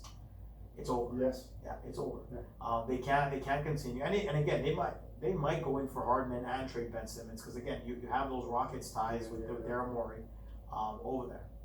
If this is going to be it. If for whatever reason they don't get Simmons and Embiid on the same page, one of them's gone. I would assume it's going to be Simmons. I would assume. Again, Tough, Simmons but can't yeah, shoot. yeah. It's again, Embiid's a guy that's more built for the current NBA system. If you can't shoot in the NBA right now, it's problematic. Even though again Simmons can defend, he's a great defender, pass the ball like nobody's business. Yeah. But he can't shoot with a lick. He's scared to take 3-pointers. For a guy that's 6'9", 6'10", whatever he is. Yeah. And again, so they'll make the playoffs. They could potentially, if things go right for them, be a problem for somebody in the East, a matchup in the East. But for right now, again, they didn't have Simmons in the playoffs, but again, Celtics would still wipe them for the most part if they continue on the same. I don't know. Continue on the same we're gonna get to that spectrum. I don't know. Like I said, I think that their biggest issue last year was just a total lack of shooting, especially from the guard spots. Because when you have Simmons, you really need shooting. Yeah. They had Milton there for a bit. He had some games, but they brought him on at the end. Curry's going to be really good for them, obviously for the spacing, because there's few guys in the league that are better shooters than him. I agree. His brother and maybe like JJ, maybe Joe Harris. Joe Harris in Brooklyn. Like there's very few guys in the top tier. And then, like I said, you also they brought in. Who was the other one they brought in, the shooter? Well, they got rid of Richardson. Green. Which I still think Danny Green in the regular season can still shoot at least 35% from three. That's all he's doing. Fair enough. Play him 20 minutes, shoot enough threes to play guys, to keep guys honest on, right? Give some space. Just don't give him the ball in terms of having to shoot. Don't ask him to do anything else. But I like them. I think it's tough. In the regular season, I don't know how much better they would be, like in terms of ranking them with Boston. So they're a better team than last year. I think they're a better team than last year because they addressed the lack of shooting, which, same when I talked about Westbrook, I think having spacing with an athletic team like Simmons and Embiid is going to do them wonders because there's space to maneuver. So would you trade Simmons for Harden?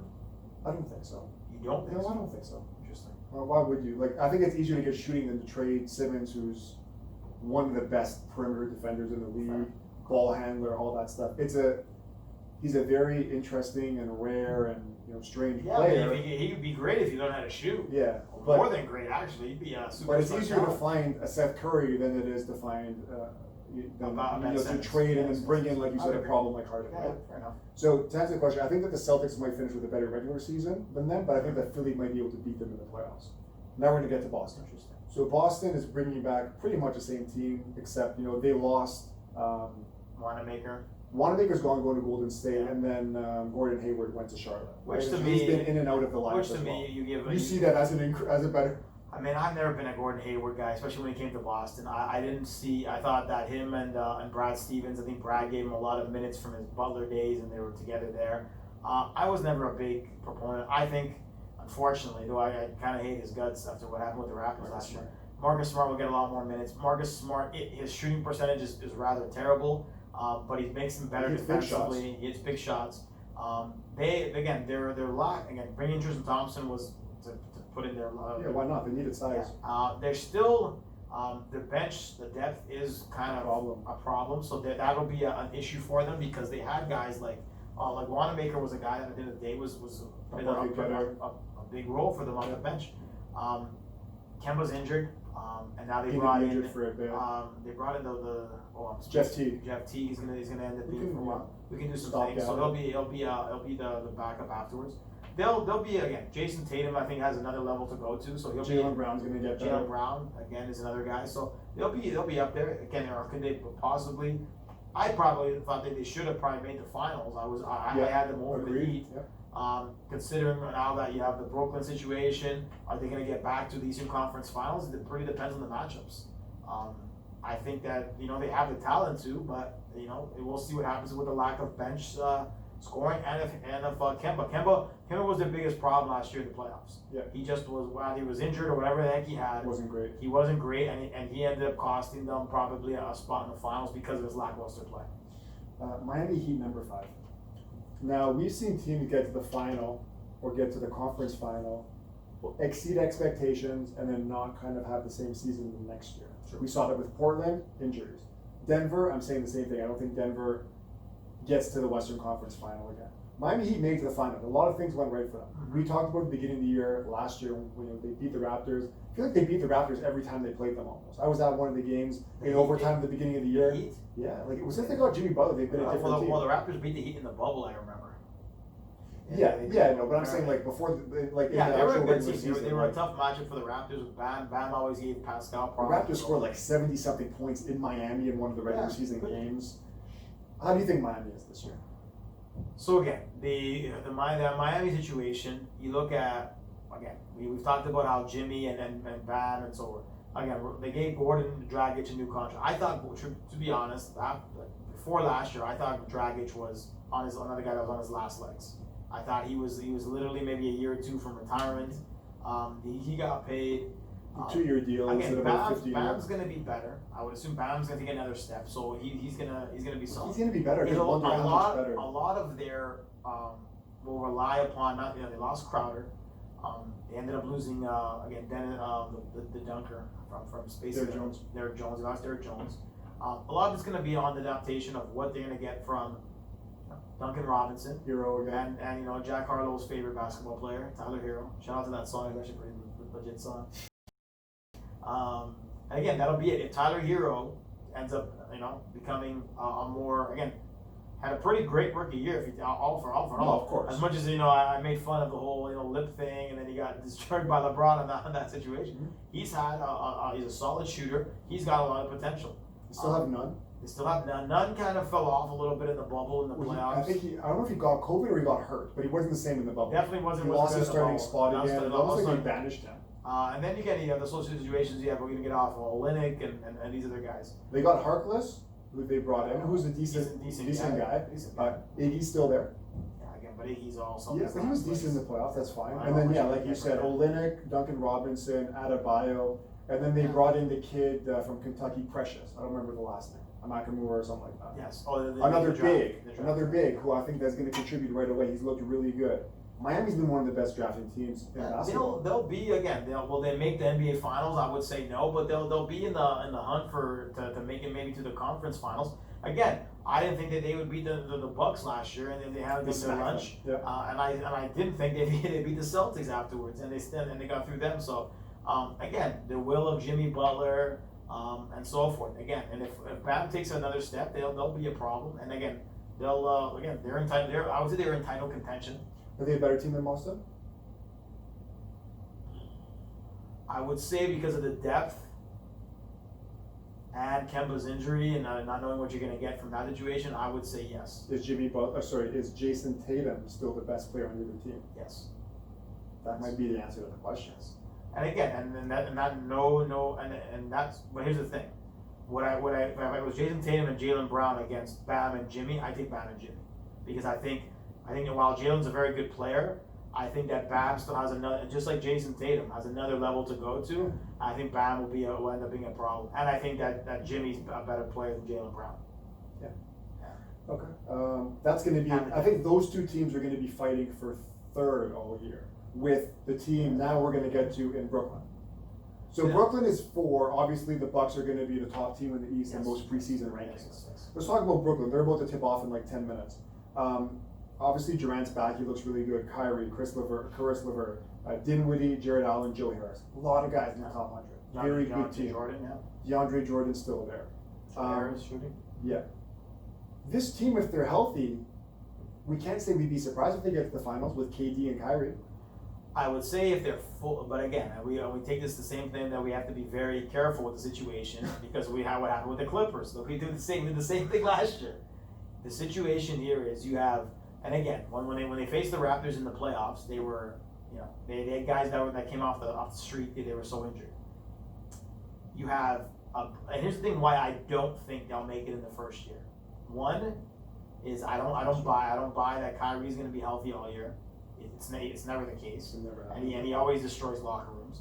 And 2, as much as I don't want to say it, I think that Steve Nash's lack of coaching is going to be a problem. Yeah, I think was it Steve Kerr? Steve Kerr was the same thing. Did he have a problem? I just think when you have that much talent. Well, again, remember Steve Kerr again, and we'll get into it. Steve Kerr had already. He came in a situation where a lot of those core guys had been there for years under Mark Jackson. Yeah. Like Mark Jackson doesn't get enough credit, and somehow he hasn't got another job. I don't know how that ended up happening. He had that Golden State team primed to make a run. Yeah. Like he was on the cusp, and then they got rid of him for whatever reason. And then Steve Kerr kind of got Mark Jackson spoils and then put on the suit jacket and walked out the let's door. be honest, like Walton did about the same job as Steve Kerr did. When you're a stacked team, I could have coached that Golden State team. That's what I'm saying. It's the same question for the Brooklyn Nets team. I know you're saying that it's new guys. When you have that much talent, just like remember Miami the first time how bad they started. But here's the issue, and we saw with the Clippers. You have Kyrie. Chemistry is one thing, and then you have Kyrie and Durant, two guys that are at the end of the day are malcontents. And then let's be real, Kyrie's a malcontent, and Durant has been known to be a bit of a snake in the grass. And he'll have problems with teammates and so forth. That's going to be the thing. You might call it chemistry on the court or whatever. I want to see if Kyrie doesn't destroy another team in the locker room, and if how that's going to cause them to play. They have absolutely. When you have a guy like he didn't destroy Cleveland though when LeBron was there. Even to this day, I think he. But here's the thing: he didn't destroy Cleveland because he wasn't the head dog, right? He wasn't. So Boston. LeBron took care of the little guy. LeBron was always the big dog in that situation. When Kyrie and again, is Durant gonna hold Kyrie accountable if he's acting like a fool? They're best friends. If it's between winning and not winning, I think he would say something. And again, but we've seen the stage. Again, I don't know how you want to. We don't have enough time to get into the stage incident. We don't. So again, LeVert again off the bench. That's a great option to have. Deandre, I'll run through the roster.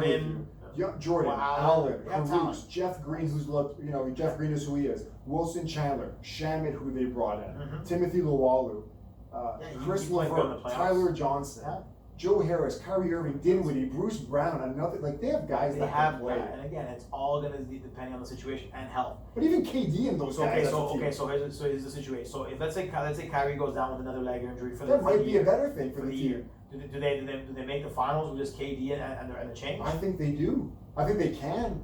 I think it's a possibility. If Kyrie's not there, if KD's KD and you have that roster, I think it's a possibility. Even without Kyrie. Yeah. Interesting. I don't think without. I think with some of the other teams in the East with the amount of talent. It's the same as LeBron we talked about, man. I'm gonna say that situation. This is what I have it. You add KD to a team, you add LeBron to a team. Give me anybody. They don't have scrubs. They have a real team. Now that I look at their team, they might be 1 through 10, 12, one of the deepest teams in basketball. I would say again, and I didn't even realize that until I went through everybody. Injury bugs and all that other stuff. They're ready to go through injuries with this roster, right? And again, so I would say that again, if everything works out in their fashion, absolutely they can make the finals.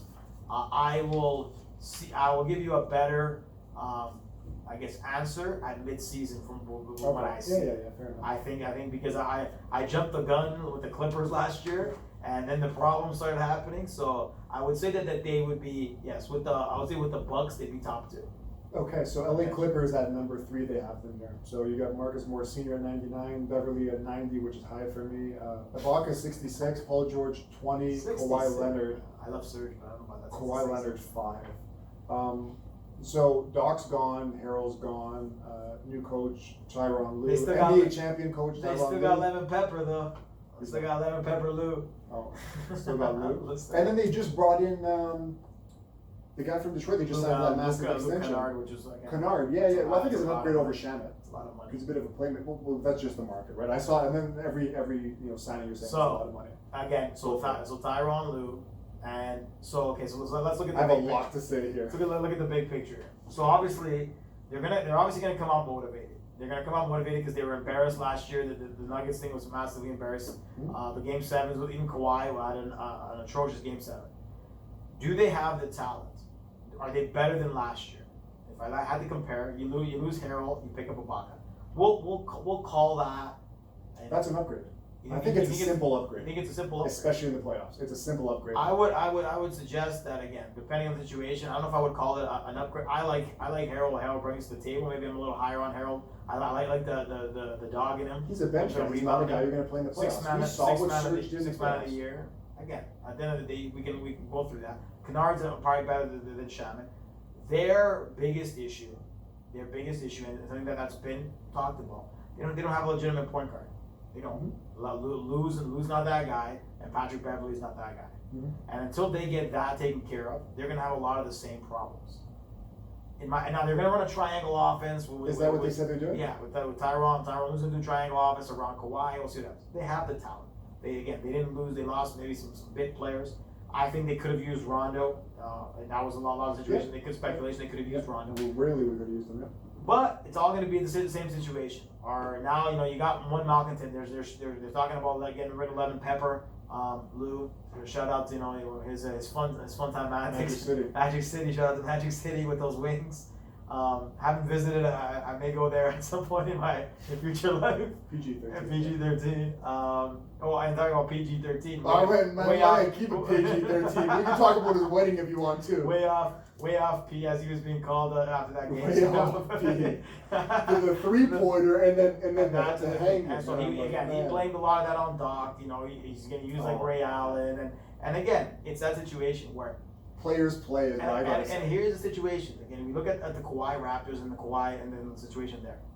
Kawhi came into a Raptors locker room that was together. He added the piece. He didn't rock the boat. But again, you hear the rumors. He wants to live in San Diego, misses practices, all this other stuff. So he's got that little star thing. You couple that with Paul George and Paul George's antics, and I don't know. Like, do you have them? What's your take? Do you have them making the Western Conference Final this year? Oh yeah. Oh, you do. So you think they're better off than they were last year, based off of maybe just the Ibaka move? I don't know where to start with this team. But that's usually not a good sign. It's not, but in this case it is. I don't like the Marcus Morris signing. I feel like he's just a bigger Lou Williams and probably not as good of a Lou Williams. I think he's a locker room problem. I didn't like the thing with Dallas last year. Remember when he went after Luka? There's a lot. If you want to talk about locker room stuff, like, that's one guy I don't want on my team. And we can make the argument if Porzingis doesn't get injured, they beat the Clippers. They probably beat the Clippers. Yeah. Now, I don't have enough time. I'll just say it in a sentence. They didn't like each other last year. The team did not like each other. Now, who do you want to point fingers at? I don't know. Kawhi and the Paul George thing, roll out the red carpet for them. Let's do all this stuff. Harrell's gone. He was upset about it. If you got to pick between Harrell and Kawhi or PG, those are all easy calls. Get out of here, right? Now, if this team's going to go anywhere, they have written down here, where is it? It said that Kawhi Leonard was like questioning the team's playoff or basketball IQ. Now, you leave, like you said, you leave Toronto. We don't want to talk too much about this either. He had the perfect situation in Toronto. Perfect role players, great coach, great defense, all that stuff. He left that. He thought he was going to greener pastures. Go home, go see the family, cry me a river. It didn't work last year. Okay. Now, what I'm hearing a lot of, and this is consensus, everybody thinks the Lakers got better on paper, which they probably did. And everybody's now asking this question is, who's the biggest threat to the Lakers? This is the biggest gap we've seen in a finals contender to the next team since like when Golden State had KD. Interesting. I'm not sold on that. I wouldn't think it's that big of a gap, no. Because last year, before the bubble happened, it was the complete opposite, man. Even you as a Lakers or a LeBron guy, Lamar, me, everybody's like Clippers, Clippers, Clippers. Because it was the right and the logical choice. Now you on that edition that we did outside, were like, you thought they were because gonna I bust. saw the tables turning with the team. Yeah. I saw things I didn't like, right? It's Now I'm looking at the Lakers and I'm saying, first of all, we know that LeBron's going to not play as many minutes, AD's not, and that's fine. Regular season doesn't matter. Sure. I'm looking at the playoffs and I'm like, they have a different coach, Tyronn Lue. I never loved Doc Rivers as coach. I think he's pretty decent. Change of scenery and the players and the coaches are bringing in some new guys. I think that Ibaka is going to help them immensely, especially in the playoffs. Okay. He's better than Gasol if you want to go at who has like a better front court there. Anthony Davis is better, sure, but at least Ibaka can guard the guy. Okay. Paul George, I think, can't be any worse. He's going to be a little bit happier. Kawhi Leonard is going to be better, more motivated. Kennard's going to help them if he's healthy. I'm going to get ahead of myself here and say that this team, at least in the West, is going to get to the NBA Finals. Now, what happens there? Maybe they run into Milwaukee and the Lakers. Those are the two biggest threats as I see here. I think that the Clippers this year are going to say, hey, no more BS. The bubble's gone. Grown man's game, all that kind of stuff. Man up, next man up. This is now like this is for Kawhi's legacy, I think too. If Kawhi does not, at least get to a West Final here, there's gonna be questions about him. But like again, they have that same problem where they don't have a legitimate primary ball handler in terms of a legitimate point guard. That's what they're missing. I think until they do that and get that resolved. I know that Kawhi doesn't want. There was reports he didn't want to be the ball handler. He's happy with Fred or Kyle handling the ball. That's fine. Luke Kennard can handle the ball. Patrick Beverley can handle the ball. They're not there to set up, you know what I mean? They have too much talent. Like even when LeBron won championships, he was winning championships with Muriel Chalmers as his point guard. Now you can say LeBron's a point guard. He's not. He's a ball handler. Kawhi and Paul George can handle the ball. You can nitpick, and Paul George can say, "Oh, I don't want to be in, too many pick and rolls," or he wanted more pick and rolls. Too many catch and shoot Ray Allen pin down threes. Like, at what point do you say, "Hey, whatever you're doing is not working"? Now you have a new coach. You're gonna have to listen to Tyronn Lue coming in with the championship ring. He knows LeBron very well. Mm-hmm. It's time to put up or shut up for the Clippers. So, and I think that this is. So if they bust again this year, is that done? Is that little partnership done? Which partnership? The Kawhi and Paul George. They're going nowhere. Paul George just re-signed on a max. And then Kawhi. And Kawhi's not leaving home because he wants to be close to his. So you would continue through that. Yeah. Interesting. All right, fair enough. So you have him going to the NBA Finals this year. I think so. Yeah. Okay. Interesting. Milwaukee Bucks. You want to jump any last thoughts? I'm gonna reverse on that. Oh, on the Clippers? Yeah, quick on the Clippers at the end of the day until they get into that point guard situation, until I see some. And again, Kennard. They didn't have a point guard last year. Nobody asked these questions though. But that's what I'm saying, right? It showed the wrinkles. And again, like the Dow situation, robbed in the first game with that bogus referee call, and then Porzingis. But that's also the bubble thing. They weren't happy in the bubble. They didn't look. They didn't look good the whole bubble. But and again, and you have that situation where you have you mentioned Morris who wasn't even there in terms of the malcontent. He adds into that. I think Lou Williams is another guy like Harold that has a problem with what's going on with the other two. It's until I see some camaraderie on the team chemistry kind of thing. I don't know. I think Kawhi's going to be, I agree with you, I think Kawhi's going to be massively motivated in terms of proving that it was an aberration of that. Because again, his legacy took a huge hit last year. And let's be honest here. It took a huge hit because of what happened in that game 7. Because of how bad they were in that game. Because no one thought. The team was terrible. 3-1. You don't see that from a stacked team. Again, you saw with the Warriors that one year where again Draymond got suspended. Yeah. But again, that was also against LeBron James. Yeah. It wasn't against Jamal Murray and Jokic, who are good players, but they're not at the top of the food chain type of players. So that's a different story. So again, Jokic is probably gonna be a Hall of Famer if he's healthy. But anyways, sure. So is Chris Bosh and a lot of the guys. You wouldn't put Jokic on. Heart attack. Chris Bosh, Hall of Famer, saying shout out to you. Well, again, a lot of people believe that, right? We have that conversation. Yeah. But anyway, Milwaukee Bucks. Okay. Upgrade getting Holiday over Bledsoe. Yeah. That's a big upgrade there. Again, I don't know what the heck happened with that Bogdanovich situation. We've already gone into that. Lost the Giannis, Giannis re-signing is going to put a lot of people's nerves at ease. And we'll get that distraction, which it would have been a huge distraction all year. Overall, like they're a better team based off of that. Yeah. Considering what happened, and again, Holiday, injury wise and so forth, they'll be a team that's going to cause some problems. I still like Lopez. I think the DiVincenzo kid will end up being a better player this year. Even though they tried to trade him last year in the whole Bogdanovich situation. I think they tried to trade him. That's what they were at. Yeah, but they had traded him. I think they got the second round pick. They got taken away from that. Yeah, for this upcoming season. Again, they'll be a team that will dominate the regular season again. As usual, Chris Middleton and so forth. Is Hawley that extra piece that they needed to get through? We shall see. I think that again, he's an upgrade over Bledsoe, who was one of their weak spots. Great defender, Holiday is still a good defender, still a good shooter. They'll be a better team, but again, they've been the Raptors knocked them out. The Heat basically it was the Heat, right? Yeah. He knocked out the Bucks. Yeah. Yeah, he knocked out the Bucks. So they're in a problematic state. Will Holiday take them to the next level? It really depends. I would say that if everyone's healthy and let's say the Nets situation pans out the way it's supposed to, I would say that the Nets would probably beat them, and they'd probably meet in the Eastern Conference Final. Giannis going against KD would be pretty good TV. But again, it all depends on how the Nets go. And again, but that would be the situation. So I would say the Bucks will probably get back to the Eastern Conference Final. But if everything works out the way it's supposed to in Brooklyn, I'm going to say that the Nets will probably make the finals. But I have my reservations, and I want to make that a stagnant point. So who are you picking then to get to the final? Just if you had to pick a team to get to the East Finals. I'm gonna give the Nets the benefit of the doubt. You know what?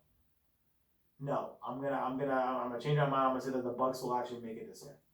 I think the Bucks have to. The Bucks will do it. One of these few seasons. I would say that there's too many questions mark with Brooklyn right now. That the Bucks will do it. It'll be the KD against Giannis situation, but that the Bucks will with their cohesion and having that core together longer, they'll make it to the finals. You know what this is one of those things where it's really tough because teams, and this goes for, we see it in football a lot. We talked about this about quarterbacks and stuff. You only have, such a window, and only so many teams can win a championship, and so many teams are championship or bust that after a while, there's this kind of, they talk about this with Giannis where it's like, he's the underdog, he got drafted 15th or 16th overall, then all of a sudden you're like, wow, this kid can play, becomes defensive player of the year, MVP 2 times, and all of a sudden you're like, okay, like that's all great, but like, are you gonna win? And that's almost like he hasn't made it to a finals yet. First it's the Kawhi, Kawhi knocks them out when they're up 3-1 or whatever, right? Like, they were 2-0 and they lost 4 straight. Yeah, right. And then last year with the Miami taking them out, a Cinderella team. Now you're shuffling the deck and all this stuff happening. It's like, dude, like how much you're in your prime now? Like you're 26. And they lost. I forgot they lost Wes Matthews, which might be. Again, not a big thing, but again, a guy that. But I think we can all agree they're not as deep, but they're a better team than they were last year. Sure, because of the holidays. Because even with Bledsoe's another one of those guys similar to, let's use Harrell or Pascal or guys like that, where it's like regular season you have no questions about them. Same as Bledsoe, he'll get you 18 and 7. Mm-hmm. Playoffs comes, it's like, can you do something for me? He can also shoot you out of a game. He can't shoot at all, which is a common denominator in all those guys too, right? But Jrue Holiday. I love Jrue. He's been one of those guys where he's so underrated that it's almost like, okay, how good is he? Mm-hmm. And he's hurt almost all the time too. He's been another like common theme in a lot of these guys. Can you stay healthy? And that's going to be the thing. It's the health situation that these guys are going to put themselves through. That's going to be the thing. Lakers, last team standing, number 1. And now we get to the Lakers. Your guy. And again, I made the mistake last year of betting against LeBron James. Or against your own guy. Because at the end of the day, like I said, you go into the situation where, again, the Lakers team was, they brought Anthony Davis. LeBron had been hurt. They didn't make the playoffs. I thought that, again, even though Anthony Davis and LeBron, that the Clippers would be a legitimate problem. I was obviously proven wrong there. I am not making the same mistake this year. I believe that the biggest thing is that LeBron's in season, whatever the heck it might be. 18 again. And he'll be on limit minutes in terms of he'll probably do that whole rest them and so forth. I think that Anthony Davis is going to take another step this year in terms of becoming even a more dominant player. And overall, I do think they got better. Rondo is going to be a loss for sure. I like the addition of Schroeder. Gives him a younger ball handler that can. I think he's a better shooter than Rondo. And again, 6 man against contender for 6 man. I'm a big Harrell guy. Harrell's, and again, if you want to say, is it going to be Harrell or Dwight Howard or you're losing McGee and Howard, by the way, 2 centers who barely played a lot of the time during the playoffs. Just the last year. And again, McGee, I don't think even the Rockets series or the other series barely played. Yeah. And again, Gasol, I'm not going to even go on that addition. I do like the Wes Matthews addition. I think they're losing Avery Bradley is going to sting a little bit. I like Harrell. I think Harrell's the type of guy that, in terms of rebounds and giving some secondary scoring, he does his job. You can play small with him. He's just a hustle guy, a guy that's going to be a dog. And I think that they need that on that team. Kuzma's back, re-signed. I'm not a big Kuzma guy. I would have rather have seen Kuzma traded, to be honest. I'm kind of glad they got rid of Danny Green because I thought Danny Green at times last year was a black hole on offense whatsoever. I always made fun of him, and I still will, and I've gone on other podcasts and stated the same.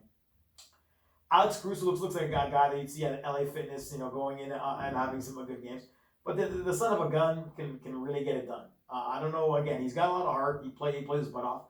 And the young guy, the Horton kid, who's Taylor Horton Tucker. I want to talk about how many minutes you think he's going to get. He's every game, guy right? That at the end of the day, that I've seen the preseason. He's pretty damn good. How good is he? Like, I don't know. Like, what do you think his best case scenario is for this season? Again, on this loaded Lakers team, he's gonna have. He's a bench guy. He's a bench guy. Yeah. But he's a definite guy that I can definitely see that if Kuzma doesn't get his act together, that he'll take Kuzma's lunch. So I'll go through.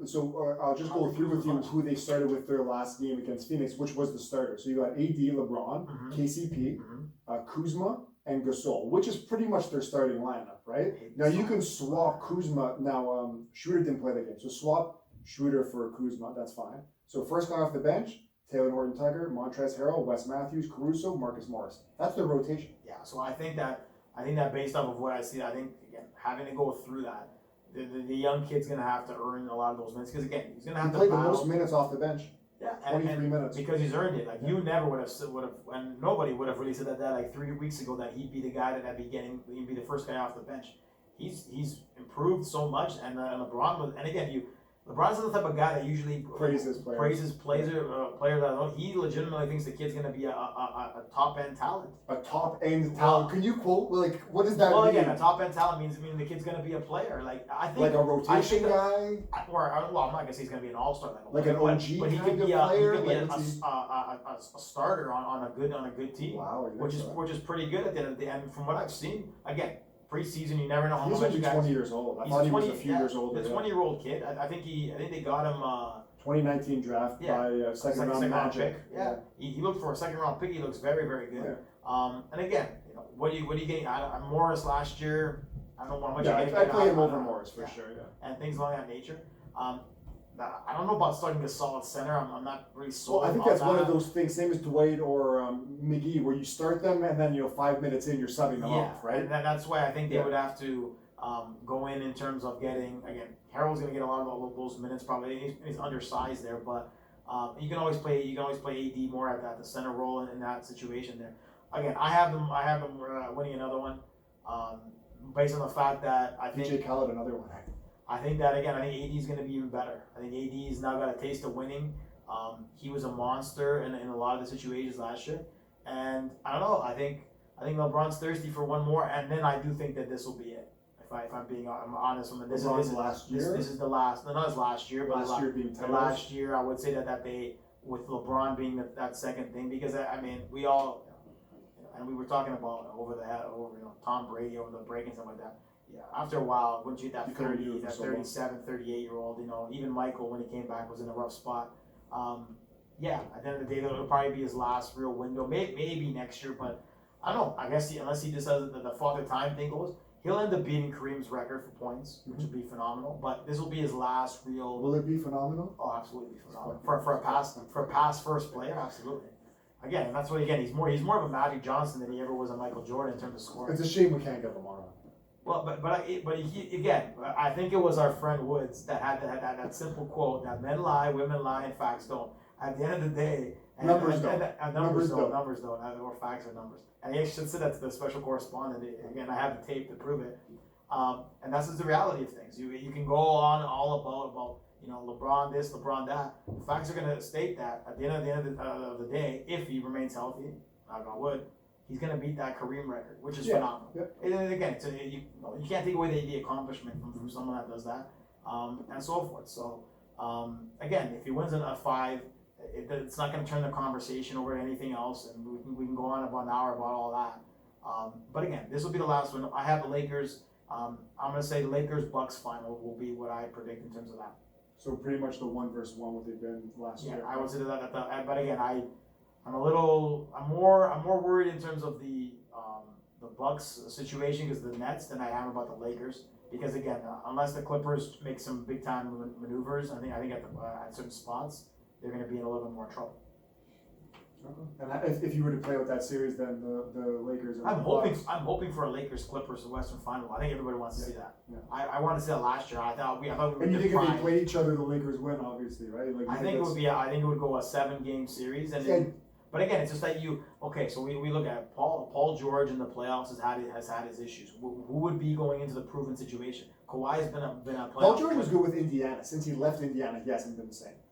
He got when he had down by Lillard, he got hit in the backboard. And again, can you trust him in the situation? And that's the thing. I can trust. We know we can trust LeBron, and now we kind of know that you can sort of trust what AD is going to bring to the table. Yeah, and like I said, I think it's more of a depth thing. Those two guys for sure you're taking, right? But then, like I said, I don't want to sleep on Ibaka, although he's a 3rd or 4th guy. Like I think that really because the Lakers their biggest strength was size. They had so many bigs, right? AD. Dwight, McGee. Who's their backups? I was just looking at their roster. I don't know if they have a backup center. Well, I mean, I guess the backup. They don't. It's Giannis's brother. Like I honestly, guess you play. I mean, you can play. You can play Harold at the center. He's 6'9", but yeah, like that's what I mean. They don't have any like guy over that height. But it's also one of those things that if something's not working at the Lakers, just like any LeBron team, you know how you manage. They always end up getting some guys at the trade deadline, or like people will get, and they'll bring up. Gasol, I'm forgetting about. And then and again, like I said, Gasol's pretty much. I thought that signing wasn't really. It is what I thought. Might have been a locker room signing, like an insurance against Jokic. And again, I don't know the situation because I think Gasol is very limited, and maybe Gasol will have a revamped year. I don't know, but I haven't seen anything. Last year he was horrendous offensively. I was shutting on the TV watching Raptors games. Defensively, he's just lackadaisical in his movement. He's definitely better on defense than he is on offense. But I'm almost better on offense the way that he's going these days. That's just the truth of the matter. And shout out to Mark. He did his thing a couple of years ago. He got old. It is what it is. It happens. Okay. So we'll leave it at that. You have Lakers winning. I'm going to take the Clippers winning. The finals. Finals. Yes. Yeah. We'll save all that. Do you want to do it quickly? Okay. Okay. I'll do it on the fly. So MVP. MVP. I'm going to go with Doncic. Most improved player, I'm gonna go with OG. I might be a homer pick, but that's what I'm going with. Rookie of the year, I'm gonna go Anthony Edwards, though I'm a little skeptical, but I'm gonna go there. Okay. Sixth man, I'm gonna say it's gonna be Lemon Pepper. He's gonna get his crown back. Defensive player of the year, I'm gonna go with AD this time around. Okay. MVP, I have Luka. Luka. Like I think that I think that's like I bet on it. I think that's almost a clear thing. But then again, I just thought about it right now. KD if healthy, and then Brooklyn sneaks up. That's another. You know what? Could be. I'm gonna switch it up, even though I was like sold on Luka. Give me KD. Betting on him staying healthy, but KD. Sorry. Yes, KD. Sixth man of the year. I'll jump to real quick. Being Homer, I think Norm can get the sixth man of the year this year. Really? Yeah. Oh, wow. I think that theme of this podcast. Staying healthy because he's been a guy that's been injured. I think he has his role on the bench. Okay. He showed his role on the bench. He's been pretty good. Norm's my sixth man of the year. I'm going to agree with you that Anthony Davis, defensive player of the year. Okay. Rookie of the year, also going to agree with you because I like Anthony Edwards. Mm-hmm. If they give him that second year, I think he can do that. Most improved. You want to say OG now? No, I don't want to say OG. I hope OG's an all-star. Like same thing with Pascal. Imagine if it was your boy Boucher that ended up having a crazy year. Can you imagine that? Oh man, that would be something. So, but who's he gonna be? Just looking at guys that are even options. Well, I mean, Michael Porter Jr. would be the one. No, I think he's too. He last year he was a rookie. Usually has to be at least a third-year guy. Guys in the conversation, OG, Ayton. Ayton playing with Chris Paul, like I said, like his numbers are going to go up. But I'm going to go with Shea. I don't know how much higher his ceiling can get. I don't think, I think for him, if he can average, I think 27 and 6 is, pretty realistic for him being by himself, really, there. Scoring 20 points, 7 assists, 6 rebounds, 5 rebounds. Again, he is the focal point of the offense. He will have his opportunities. He's talented enough to do it. Like I said, I don't think he's a top guy on a title team or anything like that. But I like Shea. I didn't like him going into the draft. I just thought because he couldn't shoot back then, that was going to be a bit of a problem. But, when he's open, he's hit the three. I'll go with Shea for that. And then lastly, Coach of the Year. Oh, I forgot about Coach of the Year. Yeah, Coach of the Year. 2 guys I'm thinking of. I won't even make a pick. We can kind of, well, you know what? If he ends up doing what he's supposed to, it'll probably be Steve Nash. If he ends up doing what he's supposed to. Yep.